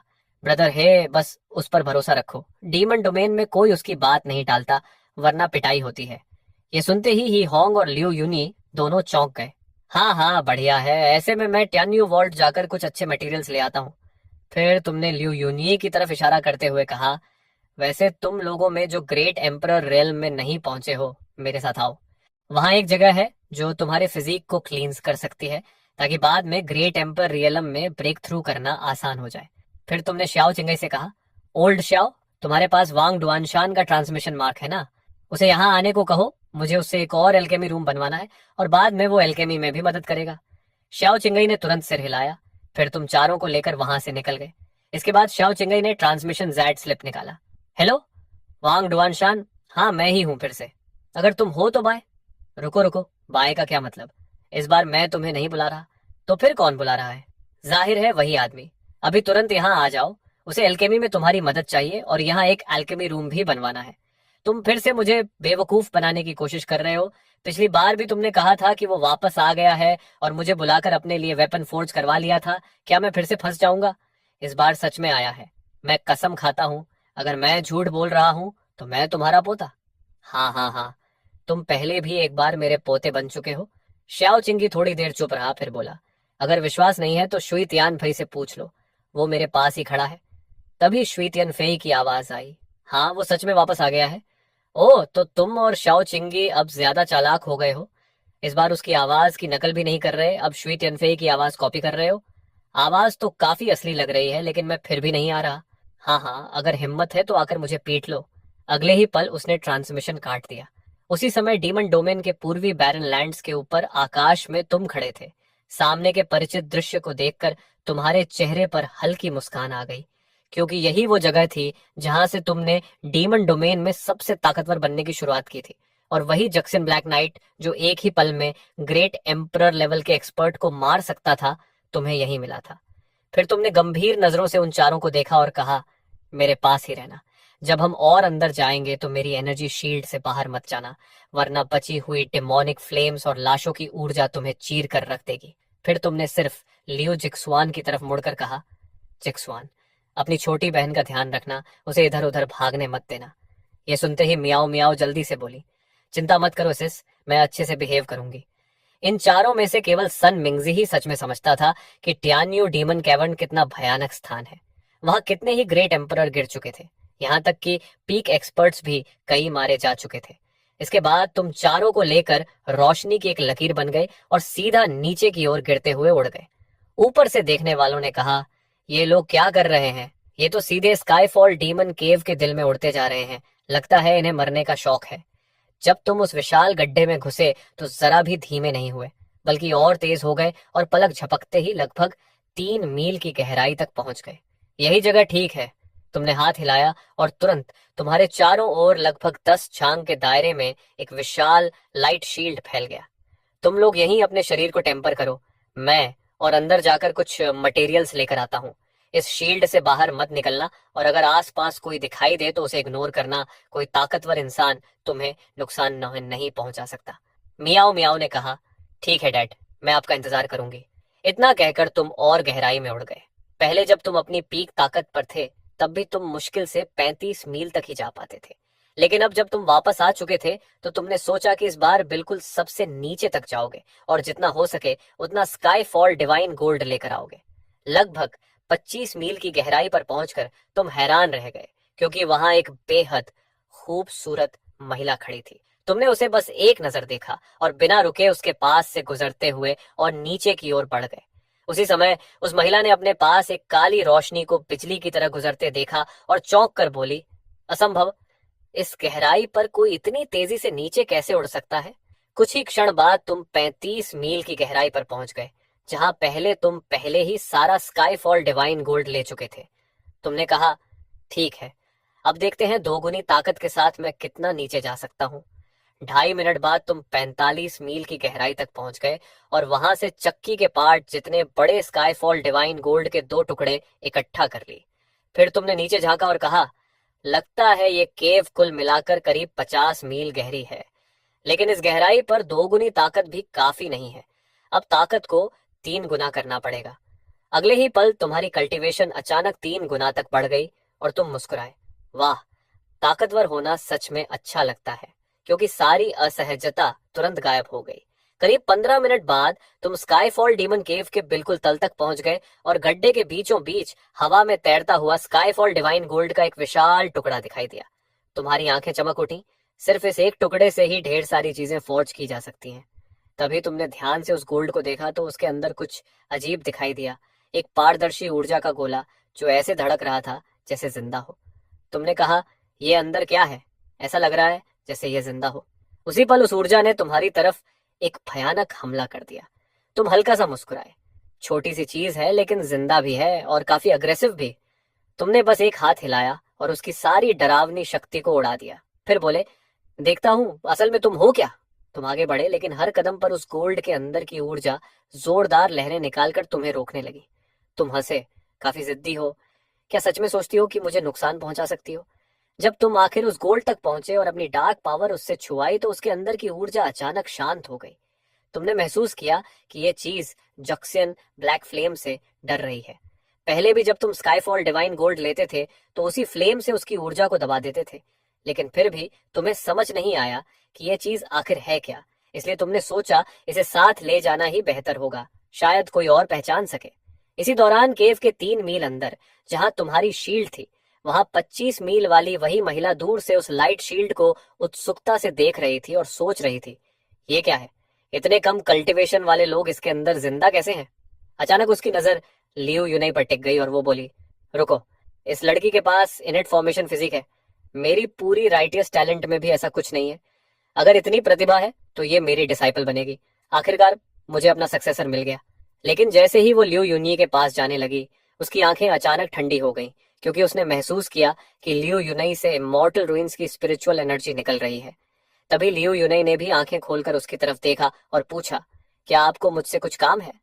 तभी लाल कपड़ों वाली महिला का रवैया तुरंत बदल गया और उसने कहा, माफ करना, मैंने इमॉर्टल रेल्म की ऊर्जा महसूस की, इसलिए थोड़ा गुस्सा आ गया। असल में मैंने तुम्हारा इनेट फॉर्मेशन फिजिक देखा और मैं तुम्हें अपनी डिसिप्लिन बनाना चाहती हूँ। क्या तुम मुझसे मेरी सारी फॉर्मेशन टेक्निक्स सीखना चाहोगी? ये कहते हुए उसने अपनी शक्तिशाली राइटियस कल्टीवेशन ऑरा भी दिखा दी। लिu यूनी पूरी तरह चौंक गई, क्योंकि इमॉर्टल रूइंस में उसने जितने भी फॉर्मेशन मास्टर्स देखे थे, उनमें से कोई भी इस महिला जितना शक्तिशाली नहीं था। लिu यूनी के मन में लालच भी जाग गया और उसने पूछा, आप सच में मुझे अपनी डिसाइपल बनाना चाहती हैं? महिला बोली, हाँ, लेकिन पहले तुम्हें अपनी मौजूदा कल्टीवेशन खत्म करनी होगी और डीमन रियल्म की टेक्निक्स अपनानी होंगी। ये सुनते ही लिu यूनी का चेहरा उतर गया। तभी लिu जिक्सुआन जोर से बोली, आंटी, अभी जवाब मत देना, पहले डैड के लौटने का इंतजार करते हैं। लिu यूनी को ये बात ठीक लगी और उसने कहा, सीनियर, क्या हम मेरे ब्रदर इन लॉ के लौटने तक इंतजार कर सकते हैं? लाल कपड़ों वाली महिला ने पूछा, वो कब लौटेगा और क्या ये शील्ड तुमने बनाई है? लिu यूनाई ने जवाब दिया, वो थोड़ी देर के लिए बाहर गए हैं और जल्दी ही लौट आएंगे और ये शील्ड मेरे ब्रदर इन लॉ ने बनाई है। यह सुनकर वह महिला हैरान रह गई, क्योंकि उसने इससे पहले इतनी अजीब फॉर्मेशन कभी नहीं देखी थी। उसका नाम लुओ दनहोंग था और वह डीमन रियल्म की सबसे शक्तिशाली फॉर्मेशन मास्टर मानी जाती थी। जिज्ञासा में उसने हाथ बढ़ाकर उस शील्ड को छू लिया, लेकिन अगले ही पल एक भयानक हमला उसकी तरफ टूट पड़ा। लू दानहोंग ने तुरंत अपनी सबसे मजबूत डिफेंसिव फॉर्मेशन खड़ी कर दी, लेकिन जब वह दबाव उससे टकराया तो जैसे पूरी दुनिया अंधेरी पड़ गई और लू दानहोंग को तुरंत पछतावा हुआ, क्योंकि वह मुश्किल से खुद को संभाल पा रही थी। तभी अचानक उसके पीछे एक आकृति प्रकट हुई और तुमने शांत आवाज में पूछा, हुआंग हाओ से तुम्हारा क्या संबंध है? डीमन रियलम का सबसे बड़ा फॉर्मेशन मास्टर वही है। क्या तुम उसकी डिसिप्लिन हो? लू दानहोंग हाँफते हुए बोली, मैं उसकी डिसाइपल नहीं हूँ, वो मेरा जूनियर ब्रदर है। जैसे ही उसने ये कहा, उसके ऊपर का दबाव तुरंत गायब हो गया। तुमने शांत स्वर में कहा, चूंकि तुम उसकी सीनियर सिस्टर हो और मैंने तुम में कोई दुश्मनी महसूस नहीं की, इसलिए मैं तुम्हें छोड़ रहा हूँ। लू दानहोंग ने राहत की सांस ली, लेकिन जब उसने ऊपर देखकर तुम्हें ध्यान से देखा तो उसका चेहरा बदल गया और उसने पहचान लिया कि यही वही आदमी है जो 25 मील की गहराई पर उसके पास से बिजली की तरह निकल गया था। तुम अपनी बड़ी बेटी के पास गए, उससे पूरी बात सुनी और फिर लियो यूनी की तरफ देखकर बोले, अगर तुम उसे अपना मास्टर बनाना चाहती हो तो तुम्हें अपनी कल्चरेशन खत्म करने की जरूरत नहीं पड़ेगी, मैं उसे ठीक कर सकता हूँ। लियो यूनी थोड़ा असहज होकर बोली कि वह सच में यहाँ रहना चाहती है, लेकिन हमेशा के लिए रुक भी नहीं सकती। तुमने तुरंत समझ लिया कि उसके मन में असली चिंता क्या है। तुमने कहा, अगर तुम अपनी बहन और भाई की वजह से हिचक रही हो तो उनकी चिंता मत करो। तुम्हारी बहन को तो बस ताकत चाहिए। उसे कह देना कि तुम यहाँ और मजबूत बनना चाहती हो, वो खुद ही मान जाएगी। और तुम्हारे भाई की तो बात ही छोड़ दो। सच कहे तो तुम्हारे मन में थोड़ा सा स्वार्थ भी था। अगर वह यहाँ रुकती तो वह बच्चों का ख्याल और अच्छे से रख सकती थी। लियो यूनाई ने थोड़ी देर सोचा और बोली, मैं इस बारे में सोचूंगी, अभी वापस जाने की कोई जल्दी नहीं है। उधर लू दानहोंग सिर झुकाए खड़ी थी और खुद को थोड़ा बेबस महसूस कर रही थी। मुझे ही डिसिप्लिन्स भर्ती करने चाहिए, लेकिन यहाँ तो मुझसे कोई पूछ ही नहीं रहा। जब उसने सिर उठाया तो देखा कि तुम उसके सामने खड़े हो। तुमने कहा, हम डीमन टूम सिटी जा रहे हैं, तुम भी चल रही हो? लो दनहोंग ने तुरंत सिर हिला दिया। फिर तुमने पूछा, वैसे तुम्हारी फॉर्मेशन स्किल्स तो उस बूढ़े हुआंग हाओ से भी कहीं बेहतर हैं, फिर उसने कभी तुम्हारा जिक्र क्यों नहीं किया? लो दनहोंग बोली, तुम तो मेरे जूनियर ब्रदर को जानते ही हो, उसे हमेशा सबके ध्यान का केंद्र बनना पसंद है। उसे डर था कि मैं डीमन रियलम की सबसे बड़ी फॉर्मेशन मास्टर का उसका खिताब छीन लूंगी, इसलिए उसने कभी किसी को मेरे बारे में नहीं बताया। मुझे भी बस फॉर्मेशंस का अध्ययन करना पसंद है, नाम या शोहरत से मुझे कोई मतलब नहीं। ये सुनकर तुम कुछ पल के लिए चुप रह गए और मन ही मन सोचा कि वह बूढ़ा हुआंग हाओ तो तुम्हारी सोच से भी ज्यादा बेशर्म निकला। करीब आधे घंटे बाद तुम डीमन टॉम सिटी के छोटे कोर्टयार्ड में लौट आए। वहां वांग डुआनशान को देखकर तुम मुस्कुराए और बोले, ओल्ड वांग, तुम सच में आ गए। हाँ हाँ, यकीन नहीं होता कि तुम सच में वापस आ गए हो। अच्छा हुआ शुई तियानफई ने मुझे मैसेज कर दिया था, नहीं तो सब गड़बड़ हो जाती। मैंने इस बूढ़े श्याओ को कहा था कि तुम वापस आ गए हो, लेकिन यह मानने को तैयार ही नहीं था। वांग डुआनशान मासूम सा चेहरा बनाकर बोला, तुम्हें पता नहीं ये ओल्ड श्याओ मुझे कितनी बार बेवकूफ बना चुका है, इसलिए मैं जोखिम नहीं ले सकता था। तुम हल्का सा हंस पड़े। तभी ल्यू मियाओ मियाओ आगे आई और पूछने लगी, डैड ये कौन है? तुमने कहा, ये वांग डुआनसन है, तुम्हारे डैड के पुराने दोस्त, इन्हें जो चाहे बुला सकती हो। अगले ही पल लू मियाओ मियाओ जोर से बोली, हेलो ग्रैंडपा वांग। यह सुनकर तुम भीतर तक सिहर गए और वांग डुआनसन भी एकदम जड़ हो गया। उसने पूछा, ये तुम्हारी बेटियां हैं? लियो जी शुआन ने भी तुरंत उसे ग्रैंडपा कहकर पुकारा। ये दो शब्द उसके दिल पर सीधा असर कर गए और वांग डुआनशान पूरी तरह पिघल गया। वह हंसते हुए बोला, अरे तुम दोनों, ग्रैंडपा वांग को तो पता ही नहीं था कि तुम लोग हो। मैं कोई खास तोहफा भी नहीं लाया। चलो ऐसा करते हैं, ये मेरी दो सबसे अच्छी 10वीं ग्रेड स्वॉर्ड्स हैं, इन्हें ग्रैंडपा की तरफ से वेलकम गिफ्ट समझ लो। तुम्हारी बेटियां थोड़ी झिझकी तो तुमने कहा, चिंता मत करो, ले लो। फिर तुम मुस्कुराकर बोले, एक एक काफी नहीं है, अच्छी चीजें ज्यादा हो तो बेहतर है। आखिर ग्रैंडपा यूं ही नहीं कहा गया था, लियो यूनई और सन मिंजी के लिए भी दो और चाहिए। वांग डुआनसन हंसते हुए बोला, हाँ हाँ जितना चाहिए ले लो, ग्रैंडपा के पास और कुछ नहीं, बस हथियार ही हथियार हैं। दोनों लड़कियों ने कहा, धन्यवाद ग्रैंडपा वांग। वांग डुआनशान खुशी से चमक उठा। ये सब देखकर शाओ चिंगे और शुए तियानफेई दोनों दंग रह गए, क्योंकि यह कंजूस बूढ़ा आज इतना उदार कैसे हो गया था। जब बेटियों ने हथियार रख दिए तो तुम हे होंग के पास गए और बोले, ओल्ड वांग, मैंने तुम्हें यहाँ इसलिए बुलाया है कि तुम्हें किसी से मिलवाऊं। ये हे होंग है, इमॉर्टल रूइंस से मेरे पुराने दोस्त। तुम दोनों पहले मिल चुके हो, है ना? वांग डुआनशान तुरंत गंभीर हो गया। हाँ, थोड़ी मुलाकात हुई थी, ये वेपन फोर्जिंग में काफी अच्छे हैं। तुमने कहा, बिल्कुल, मैंने तुम्हें इसलिए बुलाया है कि तुम कुछ ट्रेजर्स फोर्ज करने में मेरी मदद करो और इन्हें भी कुछ ट्रिक्स सिखाओ। वांग डुआनसन ने तुरंत हामी भर दी, लेकिन अगले ही पल उसे कुछ याद आया और उसने पूछा, रुको, तुम हथियार फोर्ज कर रहे हो, इस बार कोई बहुत ही दुर्लभ मटेरियल मिला है क्या? एक फौजर होने के नाते उसे रेयर मटेरियल्स के साथ काम करना बहुत पसंद था। तुमने कहा, इस बार काफी मिला है। ये कहते हुए तुमने सारा स्काई फॉल डिवाइन गोल्ड बाहर निकाल दिया। वंग डुआनशान की आंखें चमक उठी और वह बोला, इसके बाद तो मैं सिर्फ दुनिया का सबसे अच्छा फोर्जर नहीं रहूंगा, इतिहास का सबसे महान बन जाऊंगा, फिर कोई भी मुझ तक नहीं पहुंच पाएगा। तुमने सिर हिलाकर कहा, हमेशा की तरह पहले यह पता करो कि इससे कितने ट्रेजर्स बन सकते हैं, उनके प्लान्स बनाओ, फिर मैं चुनूंगा। इतना कहकर तुम लियो यूनई और लू दानहोंग के पास गए और बोले, तुम दोनों अपने मामले खुद तय कर लो। अगर तुम लंबे समय तक यहाँ रुकने का फैसला करती हो तो अपनी कल्टीवेशन बदलवाने के लिए मेरे पास आ जाना। लियो यूनई ने सिर हिला दिया और तुम वहां से चले गए। दूर खड़ी जुए तियानफेई ये सब देख रही थी। जब उसने तुम्हें उस लाल कपड़ों वाली महिला से बात करते देखा तो उसके मन में अजीब सा एहसास हुआ, जैसे यह औरत शायद उसे तुमसे छीनने की कोशिश कर सकती है। करीब 15 मिनट बाद लियू यूनी एक शांत जगह पर गई और अपना साउंड ट्रांसमिशन जेड निकालकर मैसेज भेजा, सिस, मैं यहाँ हमेशा के लिए रहना चाहती हूँ। केव में उसने अभी तक फैसला नहीं किया था, लेकिन लू दानहोंग से बात करने और लियू मियाओ मियाओ से 10वें ग्रेट स्वॉर्ड मिलने के बाद उसने मन बना लिया था। दूसरी तरफ लियू रोयान ने गहरी सांस ली और तुरंत अपने भाई लियू श्वान्यू को मैसेज भेजा। फिर जवाब दिया, वहां तुम्हारे साथ कुछ हुआ तो नहीं? तुम ठीक हो? लियू यूनी बोली, मैं बिल्कुल ठीक हूँ, बल्कि मुझे एक बहुत बड़ा अवसर मिला है। ब्रदर इन लॉ की मदद से मैंने इनेट फॉर्मेशन फिजिक जागृत कर लिया है। जैसे ही उसने यह कहा, लियू रोयान का भाई लियू श्याओन्यू और लियू जिंगरान कमरे में आ गए। इनेट फॉर्मेशन फिजिक सुनते ही दोनों हैरान रह गए। क्या तुम सच कह रही हो? ऐसा फिजिक तो सिर्फ दंत कथाओं में मिलता है। लियू यूनई बोली, मैं पूरी तरह निश्चित हूँ। फिर उसने पूरी घटना विस्तार से बता दी।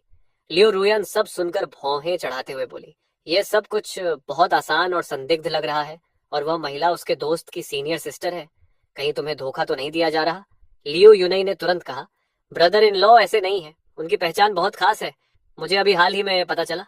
उसके चेहरे पर कड़वी मुस्कान आ गई, क्योंकि उसे अभी पता चला था कि उसका ब्रदर इन लॉ असल में डीमन रेल्म का मशहूर इटर्नल नाइट डीमन एम्परर है, और जिस ऊंचाई का पीछा उसकी बहन कर रही थी वह तो उसके लिए सिर्फ शुरुआत का छोटा सा कदम था। तभी लियू श्वान्यू, जो हमेशा अपने ब्रदर इन लॉ को कम समझता था, बोला, कौन सी बड़ी पहचान, बस डीमन रेल्म का एक एम्परर ही तो है, पीक एम्परर लेवल एक्सपर्ट। एक दिन हमारी बहन उससे भी ज्यादा शक्तिशाली होगी।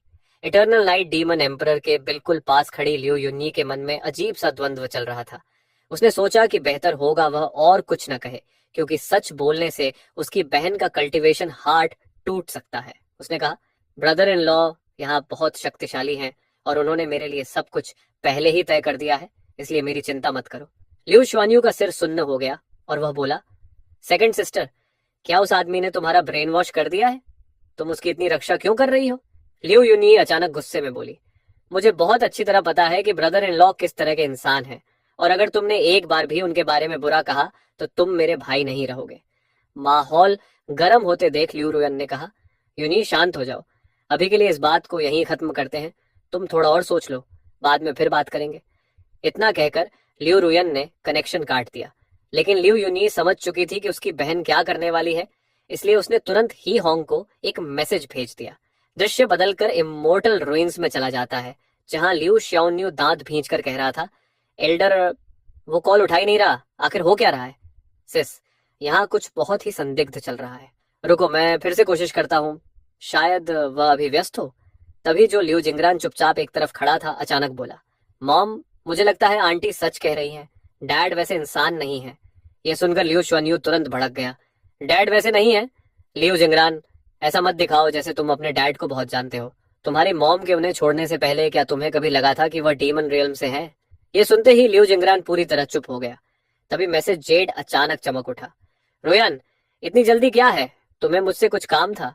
लिu रुयान तुरंत बोली, हाँ, मुझे बस एक बात कंफर्म करनी है, मेरी बहन अचानक कह रही है कि वह वहां हमेशा के लिए रहना चाहती है। इसके बाद लिu रुयान ने अपनी बहन से अभी अभी सुनी सारी बात ही होंग को बता दी। हे होंग तुरंत उत्साहित होकर बोला, हाँ, ये सब सच है, चिंता मत करो, तुम्हारा एक्स यहाँ सच में बहुत डरावना है। और कुछ पूछना है? अगर नहीं तो मुझे काम पर लौटना है। लिu रुयान के मन में और बुरा शक पैदा हो गया। एल्डर हे, क्या आपको यकीन है कि आप जो कह रहे हैं वह सब सच है? हे होंग थोड़ा नाराज हो गया, रुयान, ये तो ठंडा व्यवहार है, मैंने कब तुमसे झूठ बोला है? अगर तुम्हें मुझ पर भरोसा ही नहीं है तो फिर मुझे कॉल क्यों किया? इतना कहकर ही होंग ने कनेक्शन काट दिया। दूसरी तरफ लिu रुयान की भौहें सिकुड़ गईं। नहीं, यूनी को वापस आना ही होगा। लिu शुन्यू ने आह भरी, मुझे तो लगता है सेकंड सिस्टर अब वापस नहीं आएगी, इवन एल्डर ही भी। लेकिन लिu रुयन ने उसे रोक दिया, जब तक वह खुद सामने आकर नहीं बताती हमें कुछ पता नहीं चलेगा। अगर सच में ऐसा है तो फिर हम उसे जाने देंगे। करीब 15 मिनट बाद लिu यूनी ने तुम्हें अलग ले जाकर कहा, ब्रदर इन लॉ, मैंने फैसला कर लिया है, मैं वहीं रहूंगी, लेकिन मेरी सिस्टर को लगता है कि मैं यह फैसला अपनी मर्जी से नहीं कर रही, इसलिए शायद मुझे थोड़ी देर के लिए वापस जाना पड़ेगा। तुमने सिर हिलाया, अगर यूं नहीं रहना चाहती है तो यह अच्छी बात है। ठीक है, कब जा रही हो? लिu यूनी बोली, अभी। तुमने तुरंत सिर हिलाया और स्पेस को चीरते हुए उसे साथ लेकर डीमन रियलम और इमॉर्टल रुइंस की सीमा तक पहुंच गए। लिu यूनी बोली, यहीं तक ठीक है ब्रदर इन लॉ, जब सब खत्म हो जाए तो मुझे मैसेज कर देना। इतना कहकर दोनों अलग अलग दिशाओं में चले गए। 1 घंटे बाद लिu यूनी अपनी बहन के सामने खड़ी थी, लेकिन उसने देखा कि हॉल में 2 अजनबी भी मौजूद हैं। उनमें से एक जांग हुआयरन था, जो इमॉर्टल रुइंस का सबसे शक्तिशाली फॉर्मेशन मास्टर माना जाता था, और दूसरा एक पीक एम्परर रेल्म कल्टीवेटर था, जो सोल आर्ट्स में माहिर था। लिu यूनी ने लंबी सांस ली, क्योंकि उसे पहले ही अंदाजा हो गया था कि यहाँ क्या होने वाला है। वह बोली, सिस, मैं यहाँ सिर्फ एक बात साबित करने आई हूँ, मैं वहां बिल्कुल सुरक्षित हूँ और मैं खुद आकर विदा कहना चाहती थी। अब जब दोनों काम हो गए हैं तो मुझे वापस जाना चाहिए। लिu रुयान ने तुरंत कहा, रुको, इससे बस इतना साबित होता है कि तुम खतरे में नहीं हो, लेकिन यह साबित नहीं होता कि तुम्हारे साथ कोई मैनिपुलेशन नहीं हुआ। तभी लिu यूनी का शरीर एक अजीब रोशनी से चमकने लगा। वह बोली, तो अभी देख लो, क्या मैं झूठ बोल रही हूँ? क्या यह इनेट ट्रू बॉडी नहीं है? लेकिन जियांग हुआरेन की आंखों में लालच साफ दिख रहा था। उसने लिन चिंगशू की तरफ इशारा किया और लिन चिंगशू तुरंत समझ गई। वह आगे बढ़ी और बोली, ठीक है, मान लेते हैं कि तुम्हें धोखा नहीं दिया गया, लेकिन फॉर्मेशन सीखने के लिए तुम्हें डीमन रियल्म जाने की क्या जरूरत है? मैं तुम्हें मिलवाती हूँ। यह हैं जांग हुआयरन, इमॉर्टल रुइंस के सबसे महान फॉर्मेशन मास्टर। जांग हुआयरन घमंड से बोला, डीमन रियल्म का सबसे बड़ा फॉर्मेशन मास्टर? उसे मेरे सामने आने दो, मैं उसे एक कीड़े की तरह कुचल दूंगा। यह सुनकर लिu यूनी के अंदर गुस्से की लहर उठ गई। उसने कहा, सीनियर, मैंने आपकी सबसे बेहतरीन फॉर्मेशन देखी है और डीमन रियलम वाले के सामने उसकी तुलना ही नहीं हो सकती। अगर इससे आपको बुरा लगे तो मैं माफी चाहती हूँ। जियांग हुआरेन मुश्किल से खुद को संभाल पाया और बोला, ठीक है, मैं तुम्हारे स्तर तक नहीं गिरूंगा, लेकिन बाद में रोते हुए मेरे पास मत आना। लिन चिंगशू ने देखा कि बात बिगड़ रही है, इसलिए उसने तुरंत तरीका बदल दिया। वह बोली, अगर तुम अब भी अपने फैसले पर अड़ी हो तो कम से कम अपनी सिस्टर को सुकून दे दो। ये फेलो डाओइस्ट तुम्हारी सोल रीडिंग कर लेंगे, क्या कहती हो? लियो यूनेई को छुपाने जैसा कुछ नहीं था, इसलिए उसने तुरंत सिर हिला दिया। ठीक है। वह बूढ़ा कल्टीवेटर आगे आया, उसकी उंगली पर सुनहरी रोशनी की किरण चमकी और उसने उसे सीधे लियू यूनी के मन में भेज दिया। कुछ क्षण बाद उसने चुपचाप लिन चिंगसुए को कहा, फेलो दाओइस्ट लिन, इसकी सोल बिल्कुल सामान्य है। लिन चिंगसुए की भौं तुरंत सिकुड़ गई। थोड़ी देर चुप रहने के बाद उसने आंखें संकरी कर ली और बोली, फेलो डाविस्ट जिया, जैसा मैंने कहा था वैसा ही करो। मैंने कंफर्म कर लिया है, इसकी सोल पर एक खास सीक्रेट टेक्निक से छेड़छाड़ की गई है। उसी क्षण लियू यूने सब समझ गई कि लिन चिंगशू ने उसके खिलाफ जाल बिछाया है। लिन चिंगशू तुरंत बोली, देखा, मैंने कहा था ना कि मामला इतना आसान नहीं है। रोयान, हम तुम्हारी बहन को डीमन रियलम वापस नहीं जाने दे सकते। लियो रोयान गहरी सोच में पड़ गई और बोली, यूं नहीं, मुझे भी लग रहा था कि तुम्हारे साथ कुछ ठीक नहीं है। कुछ समय इमॉर्टल रूइंस में ही रहो, ठीक है? यह सुनकर लियो युन्नी का दिल टूट गया। उसने कहा, सिस, आपने भी मुझ पर भरोसा नहीं किया। लिन चिंगशुए तुरंत बीच में बोली, एक्सक्यूज मी, क्या अपनी बहन से ऐसे बात की जाती है? वह यह सब तुम्हारे भले के लिए कर रही है। बस, फिर क्या था? लियो युनई का सब्र टूट गया। वह गुस्से में बोली, लिन चिंगशु, अब बस भी करो। मेरी सिस्टर के डिवोर्स में तुम्हारा ही हाथ था और अब तुम हमारे बीच फूट डालने की कोशिश कर रही हो। तुम्हारा असली मकसद क्या है? लिन चिंगशु का चेहरा तुरंत काला पड़ गया। वह बोली, रोयान, अपनी बहन को देखो, डीमन रियल में कुछ ही दिन हुई है और इसकी सोल पहले ही कंट्रोल हो चुकी है। अगर तुमने इसे वापस जाने दिया तो तुम्हें पछताना पड़ेगा। लियो यूनी पूरी तरह भड़क गई और बोली, लिन चिंगशुए, तुम्हें हिम्मत कैसे हुई ये कहने की कि मेरी सोल कंट्रोल हो गई है? तुम्हारे पूरे परिवार की सोल कंट्रोल हो। लियो रोयान पूरी तरह स्तब्ध रह गई, क्योंकि उसने अपनी छोटी बहन को पहले कभी ऐसे नहीं देखा था। उसने कहा, यूनई, क्या तुम्हें पता है तुम अभी क्या कर रही हो? लियो यूनई ने दृढ़ आवाज में कहा, मुझे बिल्कुल पता है। शायद मेरी जिंदगी में पहली बार मैं इतनी साफ सोच रही हूँ। इतना कहकर उसने वह तलवार निकाल ली जो मियाओ मियाओ ने उसे दी थी। उसने कहा, अब मुझे समझ में आता है कि उस समय ब्रदर इन लॉ कैसा महसूस करते होंगे। फिर उसने तलवार सीधी लिन चिंगशु की तरफ तान दी और बोली, खुशकिस्मत हो कि मेरे पास ब्रदर इन लॉ जैसी ताकत नहीं है, क्योंकि अगर होती तो आज तुम्हारा आखिरी दिन होता। लिन चिंगशुए मासूम बनते हुए बोली, रोयन, देखो, तुम्हारी बहन पूरी तरह पागल हो चुकी है। हमें इसे यहीं रोकना होगा। लियो रोयान ने अपनी बदली हुई बहन को देखा और एक बार फिर लिन चिंगशु की बातों पर भरोसा कर लिया। उसने सख्त आवाज में कहा, हथियार नीचे रख दो, नहीं तो जो होगा उसके लिए मुझे दोष मत देना। ये शब्द सुनकर लियो यूनई पूरी तरह टूट गई। उसने अचानक तलवार अपनी ही गर्दन पर रख ली और बोली, तुम मुझे यहाँ इतना रोकना चाहती हो तो ठीक है, मैं यहीं मर जाती हूँ। लियो रोयान का चेहरा तुरंत सफेद पड़ गया, क्योंकि उसने कभी नहीं सोचा था कि उसकी बहन इतनी दूर तक चली जाएगी। वो कुछ करना चाहती थी, लेकिन उसे पता था कि उसकी बहन सेंट किंग रियलम की कल्टीवेटर है और उसके हाथ में वह बेहद शक्तिशाली टीयर 10 स्वॉर्ड भी है। उसके हाथ की जरा सी हरकत और सब कुछ खत्म हो जाता। लियो रोयान घबराकर बोली, यूनई, प्लीज शांत हो जाओ, हम बैठकर बात कर सकते हैं। लियो यूनई ने ठंडे स्वर में जवाब दिया, अब बात करने के लिए कुछ बचा ही नहीं है। मेरी जिंदगी मेरी है, उसका फैसला भी मैं ही करूंगी। तभी लियो श्वानयू, जो शुरू से ही दूसरी बहन के जाने के खिलाफ था, अचानक आगे बढ़ा और बोला, बिग सिस, रुक जाओ। मैं सेकंड सिस को सबसे ज्यादा जानता हूँ। मुझे पता है वो कैसी है। मैं भी चाहता हूँ कि वह यहीं रहे, लेकिन इस तरह नहीं, हमारे परिवार को तोड़कर नहीं। लियो रोयान की भावनाएं पूरी तरह उलझ चुकी थी। कुछ देर चुप रहने के बाद उसने गहरी सांस ली और कहा, ठीक है, जाओ। जाने से पहले लियो यूनई ने आखिरी बार अपनी बहन और भाई की तरफ देखा और बोली, इस बार मैं वापस नहीं आऊंगी। अगर तुम अभी भी मुझे अपनी बहन मानते हो तो मुझ पर भरोसा करो, लिन चिंगशु पर भरोसा मत करना। फिर उसने लिन चिंगशु की तरफ ठंडी और सख्त नजरों से देखा, अपना ध्यान रखना, जिस दिन मैं तुमसे ज्यादा ताकतवर बन जाऊंगी उस दिन मैं तुम्हारे पीछे आऊंगी। इतना कहकर लियो यूनई ने एक टेलीपोर्टेशन फॉर्मेशन बना दी और पलक झपकते ही गायब हो गई। लिन चिंगशु तुरंत जियांग हुआइरेन की तरफ मुड़ी और बोली, फॉर्मेशन तोड़ो और उसके पीछे जाओ। लेकिन लियो रुयान ने सख्त आवाज में कहा, उसने अपना फैसला कर लिया है, उसे जाने दो। लिन चिंगशुए ने देखा कि लियो रुयान पूरी तरह गंभीर है, इसलिए वह पीछे हट गई। बाद में लियू रुयन ने लिन चिंगशुए को वहीं रोक लिया और पूछा, मास्टर, क्या वह सोल रीडिंग नकली थी? लिन चिंगशुए कुछ देर सिर झुकाकर चुप रही, फिर ऊपर देखकर बोली, रोयान, अगर तुम्हें पहले से जवाब पता है तो मुझसे पूछ क्यों रही हो? लियू रोयान ने धीरे से सांस ली और पूछा, आपने ऐसा क्यों किया? लिन चिंगशुए बोली, लियो यूनिये ने इन्नेट ट्रू बॉडी जागृत कर ली है। ऐसी प्रतिभा अगर हमारी तरफ रहे तो हमारे पूरे प्लान को कितना फायदा होगा तुम्हें अंदाजा है? क्या तुम्हें यह दिखाई नहीं देता? लियू रोयान अचानक फट पड़ी, वह मेरी बहन है, कोई औजार नहीं। लिन चिंगशु ठंडी आवाज में बोली, रोयान, तुम अभी भी बहुत ज्यादा भावुक हो। मैंने तुम्हें पहले भी कहा है, अगर तुम्हें असली ताकत चाहिए तो हर भावनात्मक कमजोरी को काटना पड़ेगा। दोनों के बीच का माहौल तुरंत बर्फ जैसा ठंडा हो गया। लिन चिंगजुए बोली, ठीक है, जो चाहो करो, लेकिन खुद से पूछो, क्या अपनी बहन को वहां जाने देना सच में उसके लिए अच्छा है?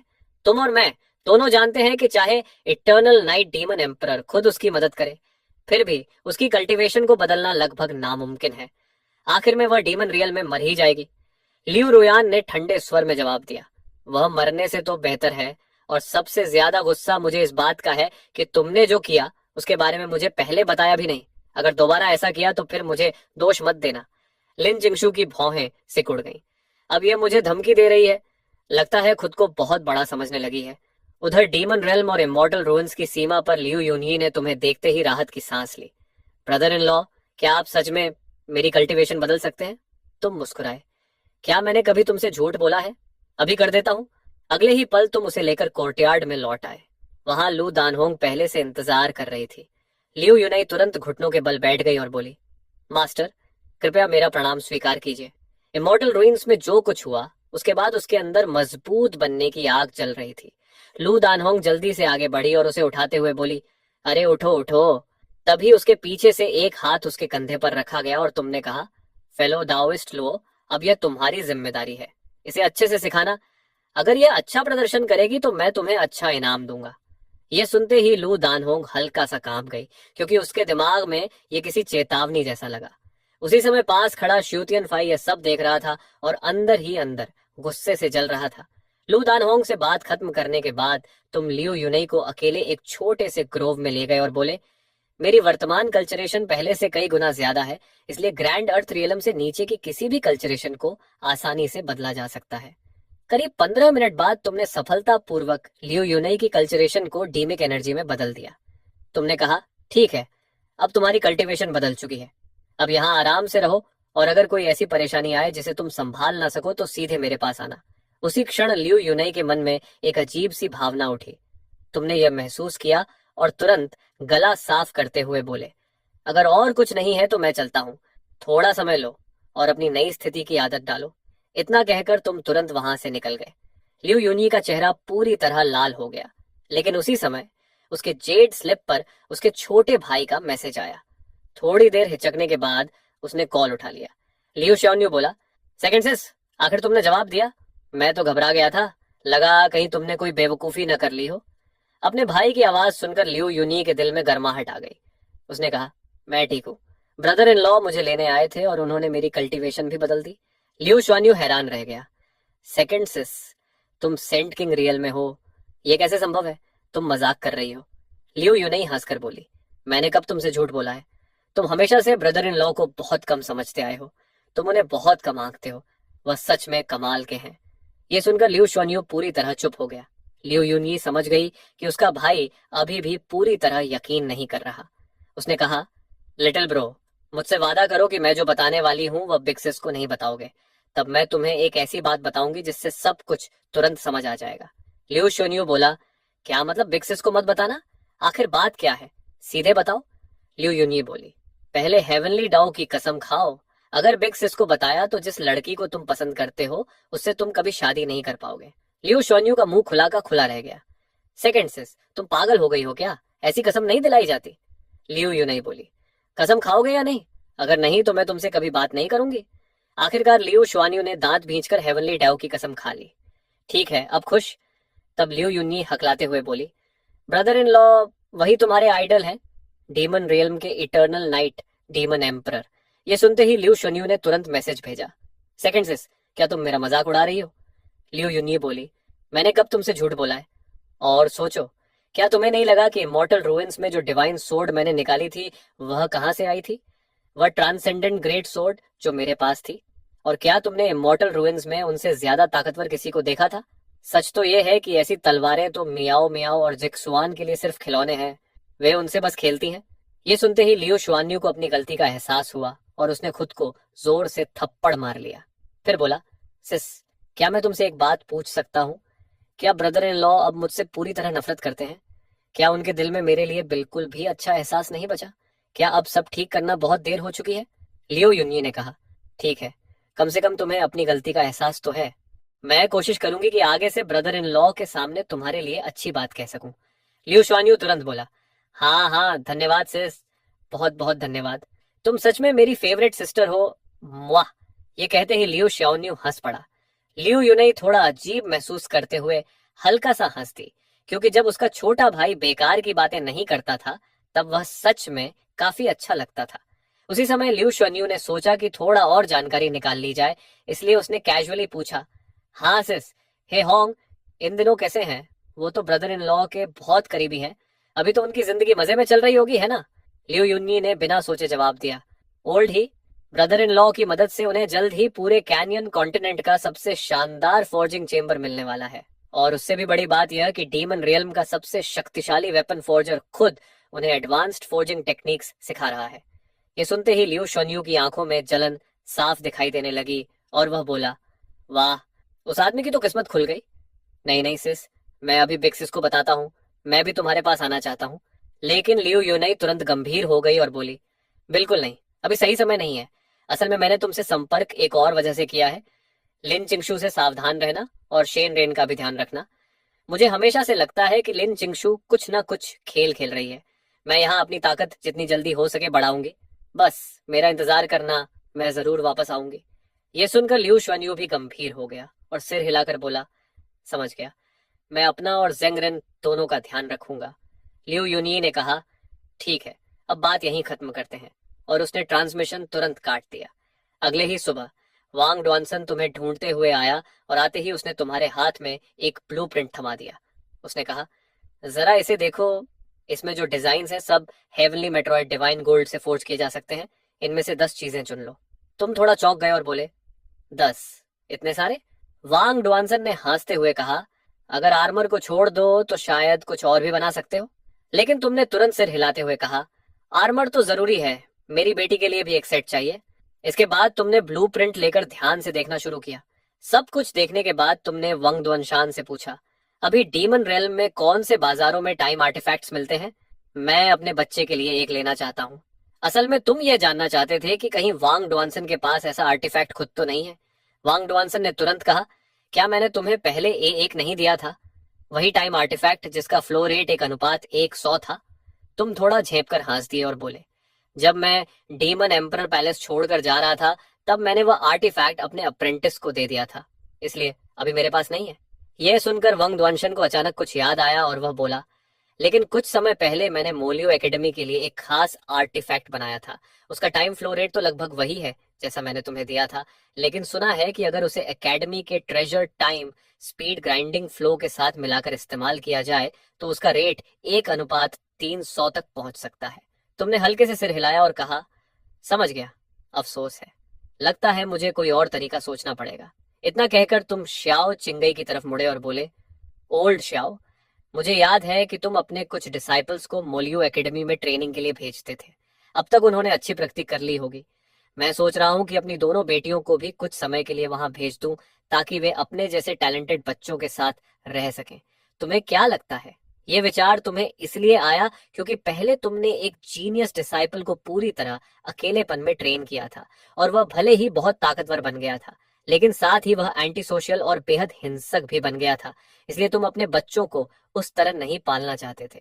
शाओ जिंगी ने गंभीरता से सिर हिलाया और बोला, मुझे लगता है यह बहुत अच्छा फैसला है। मोलियो एकेडमी इसके लिए सबसे सही जगह है। डीमन रेल्म के बाकी हिस्सों जितनी क्रूर और खून खराबे वाली जगह नहीं है। इसे एक तरह का सेफ स्टार्टर जोन समझ लो। तुमने कहा, ठीक है, मौका मिलने पर मुझे मोलियो एकेडमी के प्रिंसिपल से मिलवा देना।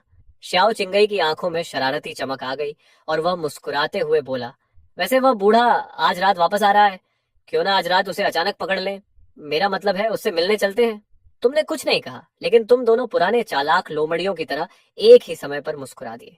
योजना तय होते ही तुमने लू दानहोंग को ढूंढा और उससे मोलियो एकेडमी तक एक टेलीपोर्टेशन अरे बनाने को कहा, ताकि भविष्य में बच्चे आसानी से घर आ जा सके। उसी शाम तुम और श्याओ चिंगई चुपचाप मोलियो एकेडमी के अंदर घुस गए। श्याओ चिंगई ने एक ट्रांसमिशन जेड स्लिप निकाला और कहा, श्याओ शू, तुम्हारा मास्टर आ गया है, आकर हमें रास्ता दिखाओ। करीब 2.5 मिनट बाद एक मिडिल एज्ड आदमी दौड़ता हुआ तुम्हारे पास आया। उसका नाम सोंग शू था और वह मोलियो एकेडमी का 2 स्टार इंस्ट्रक्टर था। वह उत्साह से बोला, मास्टर, आप आखिर आ ही गए। क्या वह बूढ़ा जल्दी वापस आ गया? श्याओ चिंगई ने कहा, अभी नहीं, लेकिन ज्यादा देर नहीं लगेगी। सोंग शू बोला, तो आइए। और वह तुम्हें अंदर ले जाने लगा। श्याओ चिंगई के मन में उस समय जबरदस्त उत्साह था, क्योंकि पहले जब वह अकेले आता था तो वह बूढ़ा उसकी बात नहीं मानता था, लेकिन आज वह तुम्हें साथ लाया था और उसे पूरा भरोसा था कि इस बार वह बूढ़ा जिद नहीं करेगा। सोंग शू चुपचाप तुम्हें अकेडमी के अंदर ले गया, लेकिन उसी समय अकेडमी के सूट्रा डिपॉजिटरी में बैठे एक बूढ़े आदमी ने अचानक आंखें खोल दी। ये बूढ़ा कोई और नहीं बल्कि मोलियो एकेडमी का वाइस प्रिंसिपल लियू शिंगशू था। उसने तुरंत एक ट्रांसमिशन जेड स्लिप निकाला और मैसेज भेजा, डेमन एम्पर को प्रणाम। जिस आदमी को आप ढूंढ रहे थे वह यहाँ मोलियो एकेडमी में दिखाई दिया है और वह श्याओ चिंगई के साथ है। दूसरी तरफ से जवाब आया, बहुत अच्छा, तुम्हें इसका इनाम मिलेगा। यह मैसेज भेजने वाला डीमन रियलम का वर्तमान शासक लोन डीमन एम्परर था। वह इस दिन का बहुत लंबे समय से इंतजार कर रहा था। उसने धीरे से कहा, मास्टर, आप इतने निर्दयी कैसे हो सकते थे? आप बिना कुछ कहे चले गए, बस एक चिट्ठी छोड़ दी।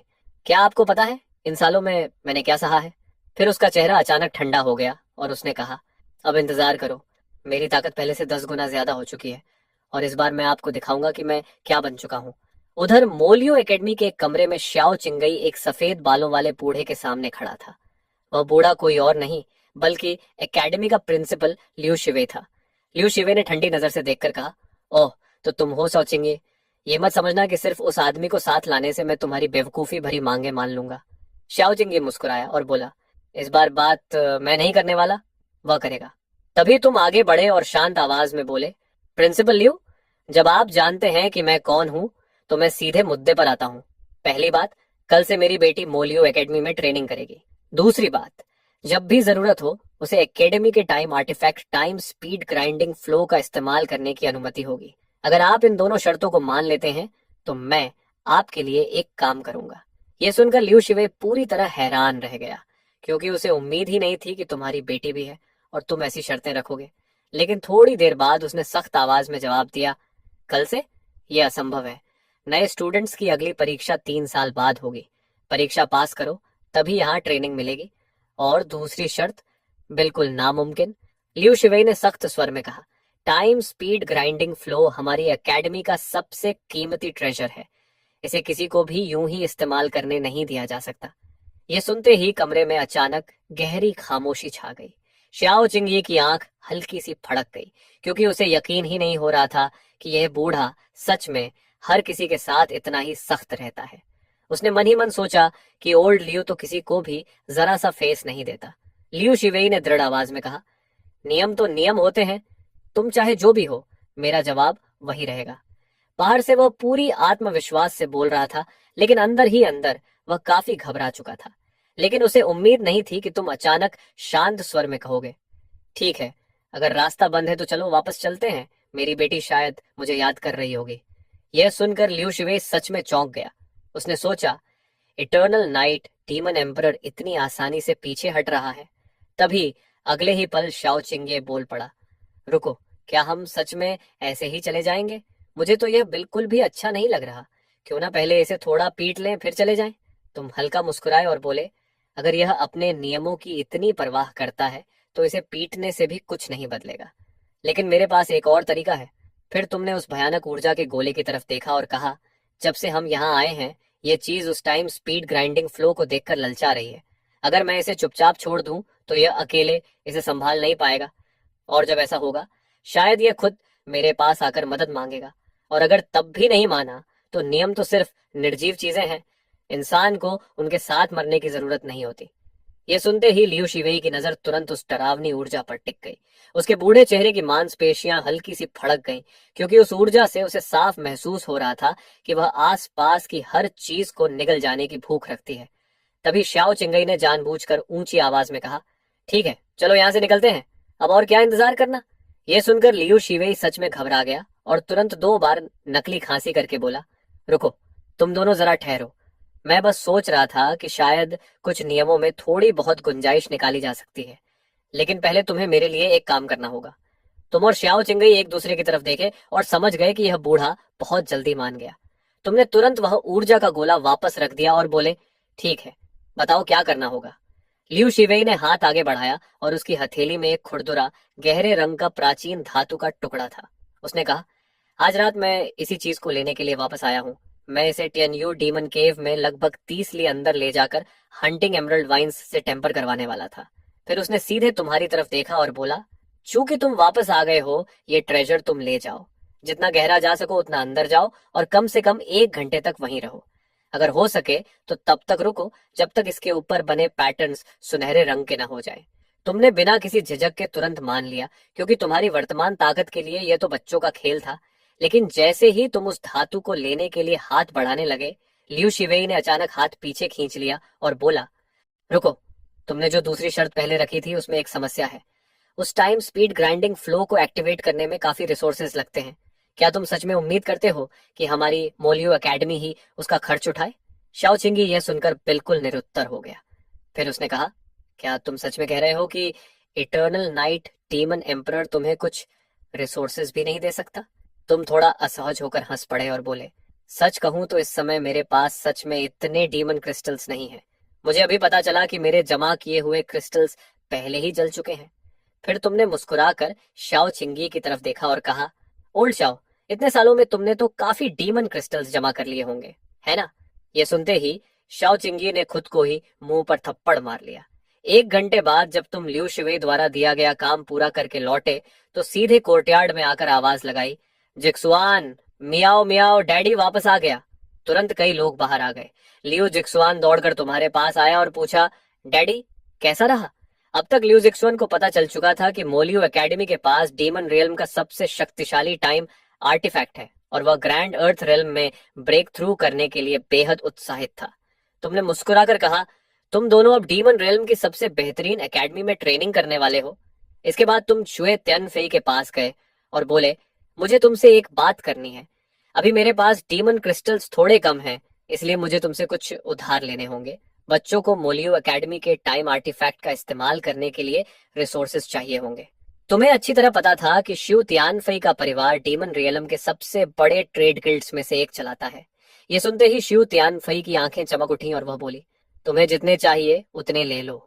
तुमने कहा, तो फिर 100 million top grade demon crystals दे दो। शिव तियानफई ने बिना एक पल सोचे जवाब दिया, ठीक है, मैं अभी किसी को भेजकर भिजवा देती हूँ। तुमने कहा, जब मेरा अप्रेंटिस आएगा तो मैं तुम्हें लौटा दूंगा। लेकिन जुए तियानफई ने तुरंत कहा, तुम क्या कह रहे हो? और वैसे भी ये बच्चों के लिए है, इतना तो मैं कर ही सकती हूँ। फिर वह लियो जिक्सुआन और लियो म्याओ म्याओ के पास गई और बोली, आंटी शुए तुम्हें खुद स्कूल छोड़ने और लेने आएगी, कैसा रहेगा? लियो म्याओ म्याओ की आंखें चमक उठी और वह बोली, हाँ आंटी शुए, अब आप पीछे नहीं हट सकती। तुमने तुरंत कहा, म्याओ म्याओ, आंटी शुए को परेशान मत करो, तुम्हारे पास मैं हूं ना। लेकिन लियो म्याओ म्याओ ने शुए तियानफई का हाथ कसकर पकड़ लिया और बोली, मुझे आंटी शुए ही चाहिए। जब आंटी शुए होती हैं तो मुझे स्वादिष्ट खाना भी मिलता है और ट्रेनिंग भी। ये सुनते ही लियो जिक्सुआन ने उसकी गोल मटोल गालों को पकड़कर कहा, तुम छोटी फूडी, कभी ट्रेनिंग पर भी ध्यान दे लिया करो। तुम ही तो कहती थी कि जल्दी ग्रैंड अर्थ रियल में ब्रेक थ्रू करना है। लियो मियाओ मियाओ ने गाल फुलाकर कहा, लेकिन मैंने पता लगा लिया है कि जब मैं स्वादिष्ट खाना खाते हुए ट्रेनिंग करती हूँ तो मेरी ट्रेनिंग और भी तेज हो जाती है। यकीन नहीं होता? देखो। इतना कहकर उसने ठंडा वाटरमेलन निकाला और खाते हुए ट्रेनिंग दिखाने लगी। कुछ ही पलों बाद वहां मौजूद हर इंसान पूरी तरह हैरान रह गया। वह बोली, देखा, मैंने कहा था ना, मैं झूठ नहीं बोल रही। तुम तुरंत आगे बढ़े और अपनी बेटी के सिर पर हाथ रखते हुए बोले, म्याओ म्याओ, एक बार फिर ट्रेनिंग करके दिखाओ, मुझे खुद देखना है। थोड़ी देर बाद जब तुमने आंखें खोली तो तुम सच में हैरान रह गए, क्योंकि तुमने साफ महसूस किया कि जब तुम्हारी बेटी खा रही थी तब उसके अंदर की स्पिरिचुअल रूट सच में बढ़ रही थी। फिर थोड़ा झेपते हुए तुमने कहा, अगर ऐसा है तो मियाओ मिया, अब से तुम खाते हुए भी ट्रेनिंग कर सकती हो। फिर तुमने शिव तियानफे की तरफ देखा और मुस्कुराकर कहा, वैसे यह सारा खाना तुम ही उसे चुपके से दे रही थी, है ना? ये सुनते ही लियो मियाओ मियाओ तुरंत जुए तियानफे के सामने खड़ी हो गई और बोली, डैडी, आंटी जुए को मत डांटो। अगर आंटी जुए नहीं होती तो मुझे कभी पता ही नहीं चलता कि मैं ऐसे ट्रेनिंग कर सकती हूँ। जुए तियानफे की आंखों में तुरंत स्नेह भर आया और वह बोली, उफ, काश ये बच्ची मेरी होती। तुम थोड़ा असहज होकर सिर खुजाने लगे और बोले, मैं आपको डांट नहीं रहा था आंटी श्वे, मैं तो बस आपका धन्यवाद कर रहा था। श्वेत अनफे हल्की मुस्कान के साथ बोली, अगर सच में धन्यवाद कर रहे हो तो फिर उसका एक रिवॉर्ड भी होना चाहिए। तब तुमने श्वेत अनफे की तरफ देखकर पूछा, तो बताओ तुम्हें किस तरह का रिवॉर्ड चाहिए? श्वेत अनफे अचानक इतनी खुश हो गई जैसे उसे खुद भी उम्मीद नहीं थी। वह बोली, रुको, क्या तुम सच में सीरियस हो? तुमने सिर हिलाकर हाँ कहा। पास खड़े शाओचिंगी ने यह सब देखा और वही चालाक मुस्कान फिर से उसके चेहरे पर आ गई। वह हंसकर बोला, मैं तो तुम्हारे पक्ष में हूँ शिव तियान फई। लेकिन शिव तियान फई ने सबको हैरान कर दिया और बोली, बस मेरे बारे में कुछ अच्छा बोल दो। ये सुनकर तुम भी उसे नए नजरिए से देखने लगे और मुस्कुराकर बोले, ठीक है, तुमने बहुत अच्छा किया। ये सुनते ही शिव तियान फई का चेहरा ऐसे खिल उठा जैसे उसने शहद खा लिया हो। फिर उसने कहा, ठीक है मियाओ मियाओ, जिक्सुआन, तुम दोनों आंटी शिव के साथ आओ। मैंने तुम्हारे लिए कुछ चीजें तैयार की हैं, मोलियो एकेडमी में तुम्हें उनकी जरूरत पड़ेगी। इतना कहकर वह दोनों को कमरे के अंदर ले गई।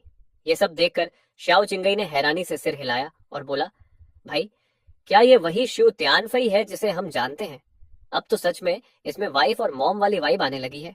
तुमने श्याओ चिंगई की तरफ देखा लेकिन कुछ नहीं कहा, क्योंकि सच तो ये था कि अभी जो हुआ था उसने तुम्हें भी थोड़ा हैरान कर दिया था। श्याओ चिंगई ने देखा कि तुम्हारे पास कोई जवाब नहीं है तो वह जोर से हंस पड़ा।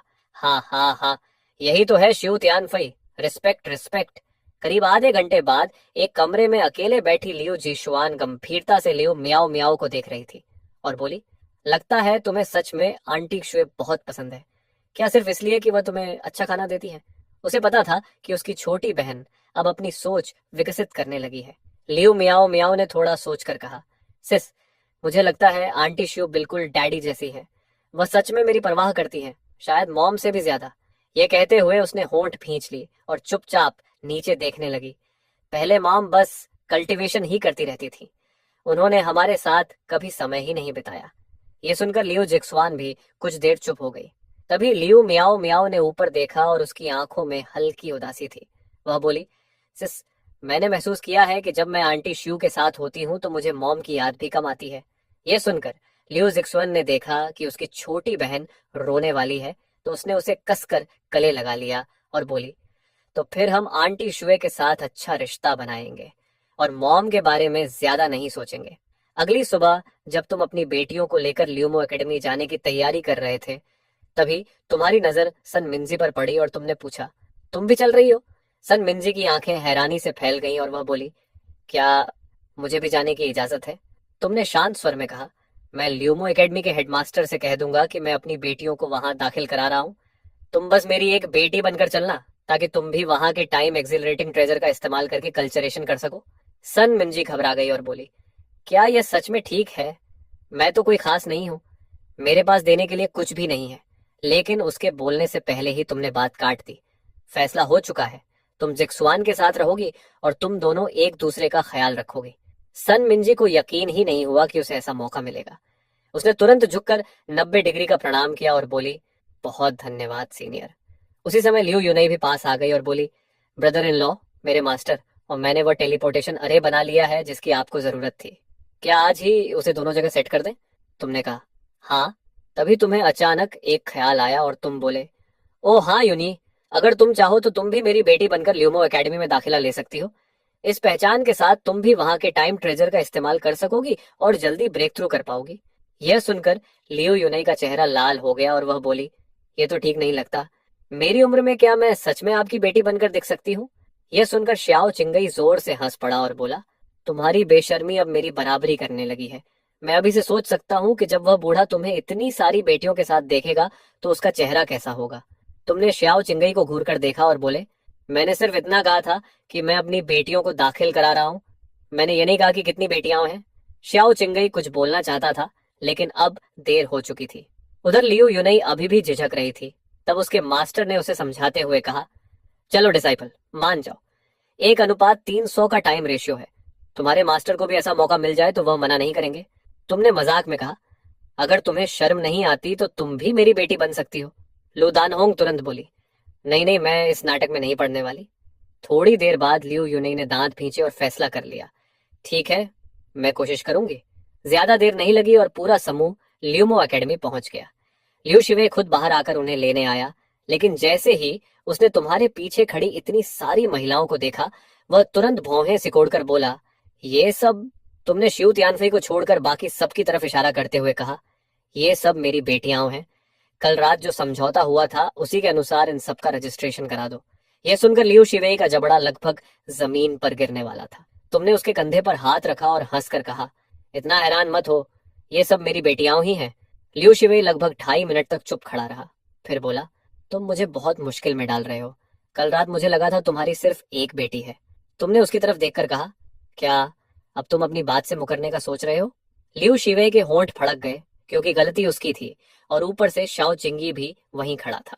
शाओ चिंगी तुरंत समझ गया कि बूढ़ा किस बात से डर रहा है और बोला, ओल्ड लियू, मुझे पता है तुम्हें अपनी रेप्यूटेशन की चिंता है, लेकिन मेरे पास एक ऐसा तरीका है जिससे सबकी समस्या हल हो सकती है।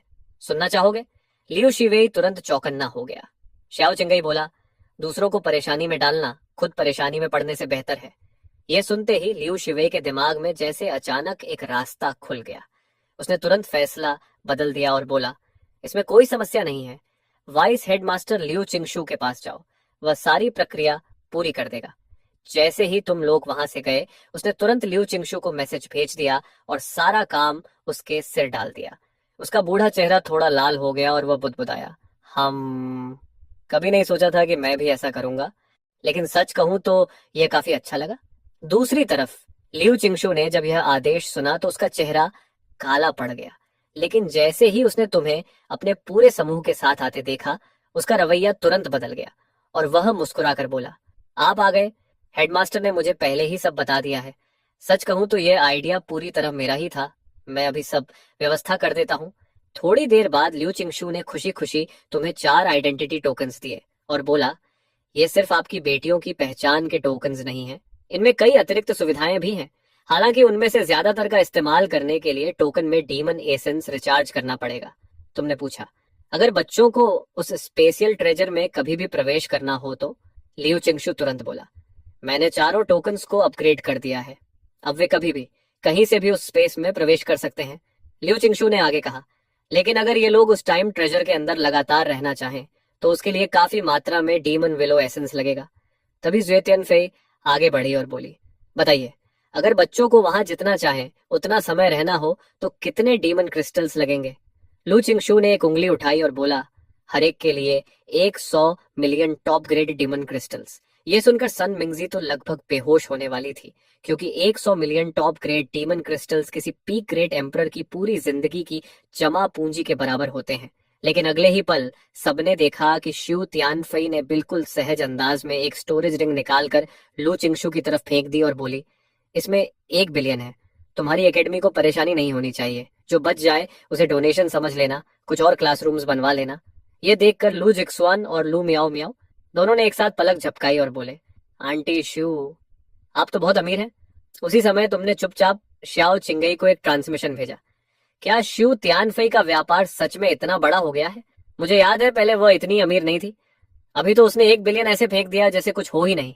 श्याओ चिंगई ने बेबस होकर जवाब दिया, पहले उसकी सारी ऊर्जा बस तुम्हारा पीछा करने में लगी रहती थी, इसलिए उसे अपने बिजनेस की परवाह ही नहीं थी। लेकिन इन 1000 सालों में जब तुम नहीं थे, उसने बस थोड़ा सा ध्यान दिया और सीधा डीमन ओवरलॉर्ड रैंकिंग्स के टॉप 10 में पहुंच गई। तभी लू चिंगशू आखिर अपने झटके से बाहर आया और मन ही मन बोला, मैं तो सोच रहा था कि ये लोग मेरे सिर मुसीबत बनकर आए हैं, लेकिन ये मुसीबत तो अलग ही लेवल की निकली। फिर वह बोला, ठीक है, मैं अभी इन चारों लेडीज के टोकन्स में डीमन विलो एसेंस पूरी तरह भर देता हूँ। और उत्साह में वहां से दौड़ पड़ा। तुमने शिव तियानफई की तरफ देखा और सच में भावुक होकर कहा, तुम्हें इतना करने की जरूरत नहीं थी। शिव तियानफई के चेहरे पर एक गर्मजोशी भरी मुस्कान आ गई और वह बोली, ये तो कुछ भी नहीं है। अगर आगे कभी तुम्हें और डीमन क्रिस्टल्स चाहिए हो, बस बता देना। जितने भी चाहिए मैं इंतजाम कर दूंगी। तुम्हारे मन में भावनाएं थोड़ी उलझ गई, क्योंकि ऐसा लग रहा था कि शायद तुम इतने समय से शू तियानफई के साथ कुछ ज्यादा ही सख्त रहे थे। तभी श्याओ चिंगई की आवाज फिर तुम्हारे दिमाग में गूंजी। देखा, लोगों को पहचानने में मेरी नजर कभी गलत नहीं होती। शू तियानफई असल में बहुत अच्छी इंसान है। इस बार तुमने कोई जवाब नहीं दिया और शाओ चिंगी को महसूस हो गया कि तुम धीरे धीरे युए तियानफई के लिए नरम पड़ रहे हो। थोड़ी देर बाद लू चिंगशू वापस भागता हुआ आया और बोला, मैंने आपकी बेटियों के टोकन्स में सारे डीमन क्रिस्टल्स डाल दिए हैं। अब बस उन्हें शी शी मोयू स्पेस के अंदर जाकर टोकन पर ध्यान लगाना होगा और वे टाइम ट्रेजर का इस्तेमाल कर सकेंगी। तुम संतुष्ट होकर सिर हिलाए। फिर वह धीरे से लुजेक्सुआन और बाकी लड़कियों की तरफ झुककर बोला, अगर एकेडमी में कभी कोई ऐसी समस्या आए जिसे तुम संभाल ना सको तो सीधे मेरे पास आ जाना। आधे घंटे बाद तुम अपनी बेटियों को शी शी मोयू स्पेस में ले गए। सामने खड़ा रहस्यमयी कल्चरेशन टावर देखकर तुम काफी संतुष्ट हुए और बोले, अंदर जाकर पहले महसूस करो और कोशिश करना कि सबसे ऊपर वाली मंजिल पर जाओ। वहां कल्टीवेशन की गति सबसे तेज है। चारों ने गंभीरता से सिर हिलाया और अगले ही पल गायब हो गई। लगभग एक इंसेंस स्टिक समय बाद चारों फिर तुम्हारे सामने लौट आई। तुमने पूछा, अंदर कैसा लगा? लू जिक्सुआन और बाकी दो मुस्कुराई और बोली, कमाल का है। लेकिन लू मियाओ मियाओ ने होंठ फुलाकर कहा, डैडी, मियाओ मियाओ वहां अकेली थी। इतनी बड़ी जगह में थोड़ा अकेलापन लग रहा था। तुमने प्यार से उसके सिर पर हाथ फेरा और कहा, कोई बात नहीं, जब मियाओ मियाओ थोड़ी बड़ी हो जाएगी तब हम यहाँ लंबे समय के लिए कल्चरेशन करेंगे। ये सुनकर लू मियाओ मियाओ खुश हो गई। फिर तुमने लू जिक्सुआन और बाकी दोनों से कहा, अब से तुम लोग यहीं ट्रेनिंग करोगे, लेकिन टाइम ट्रेजर पर ज्यादा निर्भर मत हो जाना। सबसे अच्छा तरीका यह है कि सुबह एकेडमी की क्लासेस अटेंड करो, दोपहर में यहाँ कल्टीवेशन करो और शाम को टेलीपोर्ट होकर घर वापस आकर आराम करो। तीनों ने गंभीरता से सिर हिलाया और तुरंत उत्साह में फिर से टावर के अंदर चली गई। उसी शाम जब तीनों कोर्टयार्ड में वापस आईं तो अपनी खुशी रोक नहीं पा रही थी। लू जिक्सुआन उत्साह से बोली, आंटी मिंगजी, मैंने आज 3 पूरे लेवल्स ब्रेक थ्रू कर लिए। ये तो पागलपन जैसा था। लियो यूनई ने गहरी सांस लेते हुए कहा, मैंने सिर्फ एक माइनर कल्चरेशन लेवल ही नहीं तोड़ा, बल्कि वह फॉर्मेशन टेक्निक भी समझ ली जो पहले कभी समझ नहीं आई थी। सन मिंगजी भी बोली, मैंने भी 3 लेवल्स ब्रेक थ्रू कर लिए। लेकिन इसी उत्साह के बीच लियो यूनी को अचानक याद आया कि उसके छोटे भाई ने उसे ट्रांसमिशन भेजा था।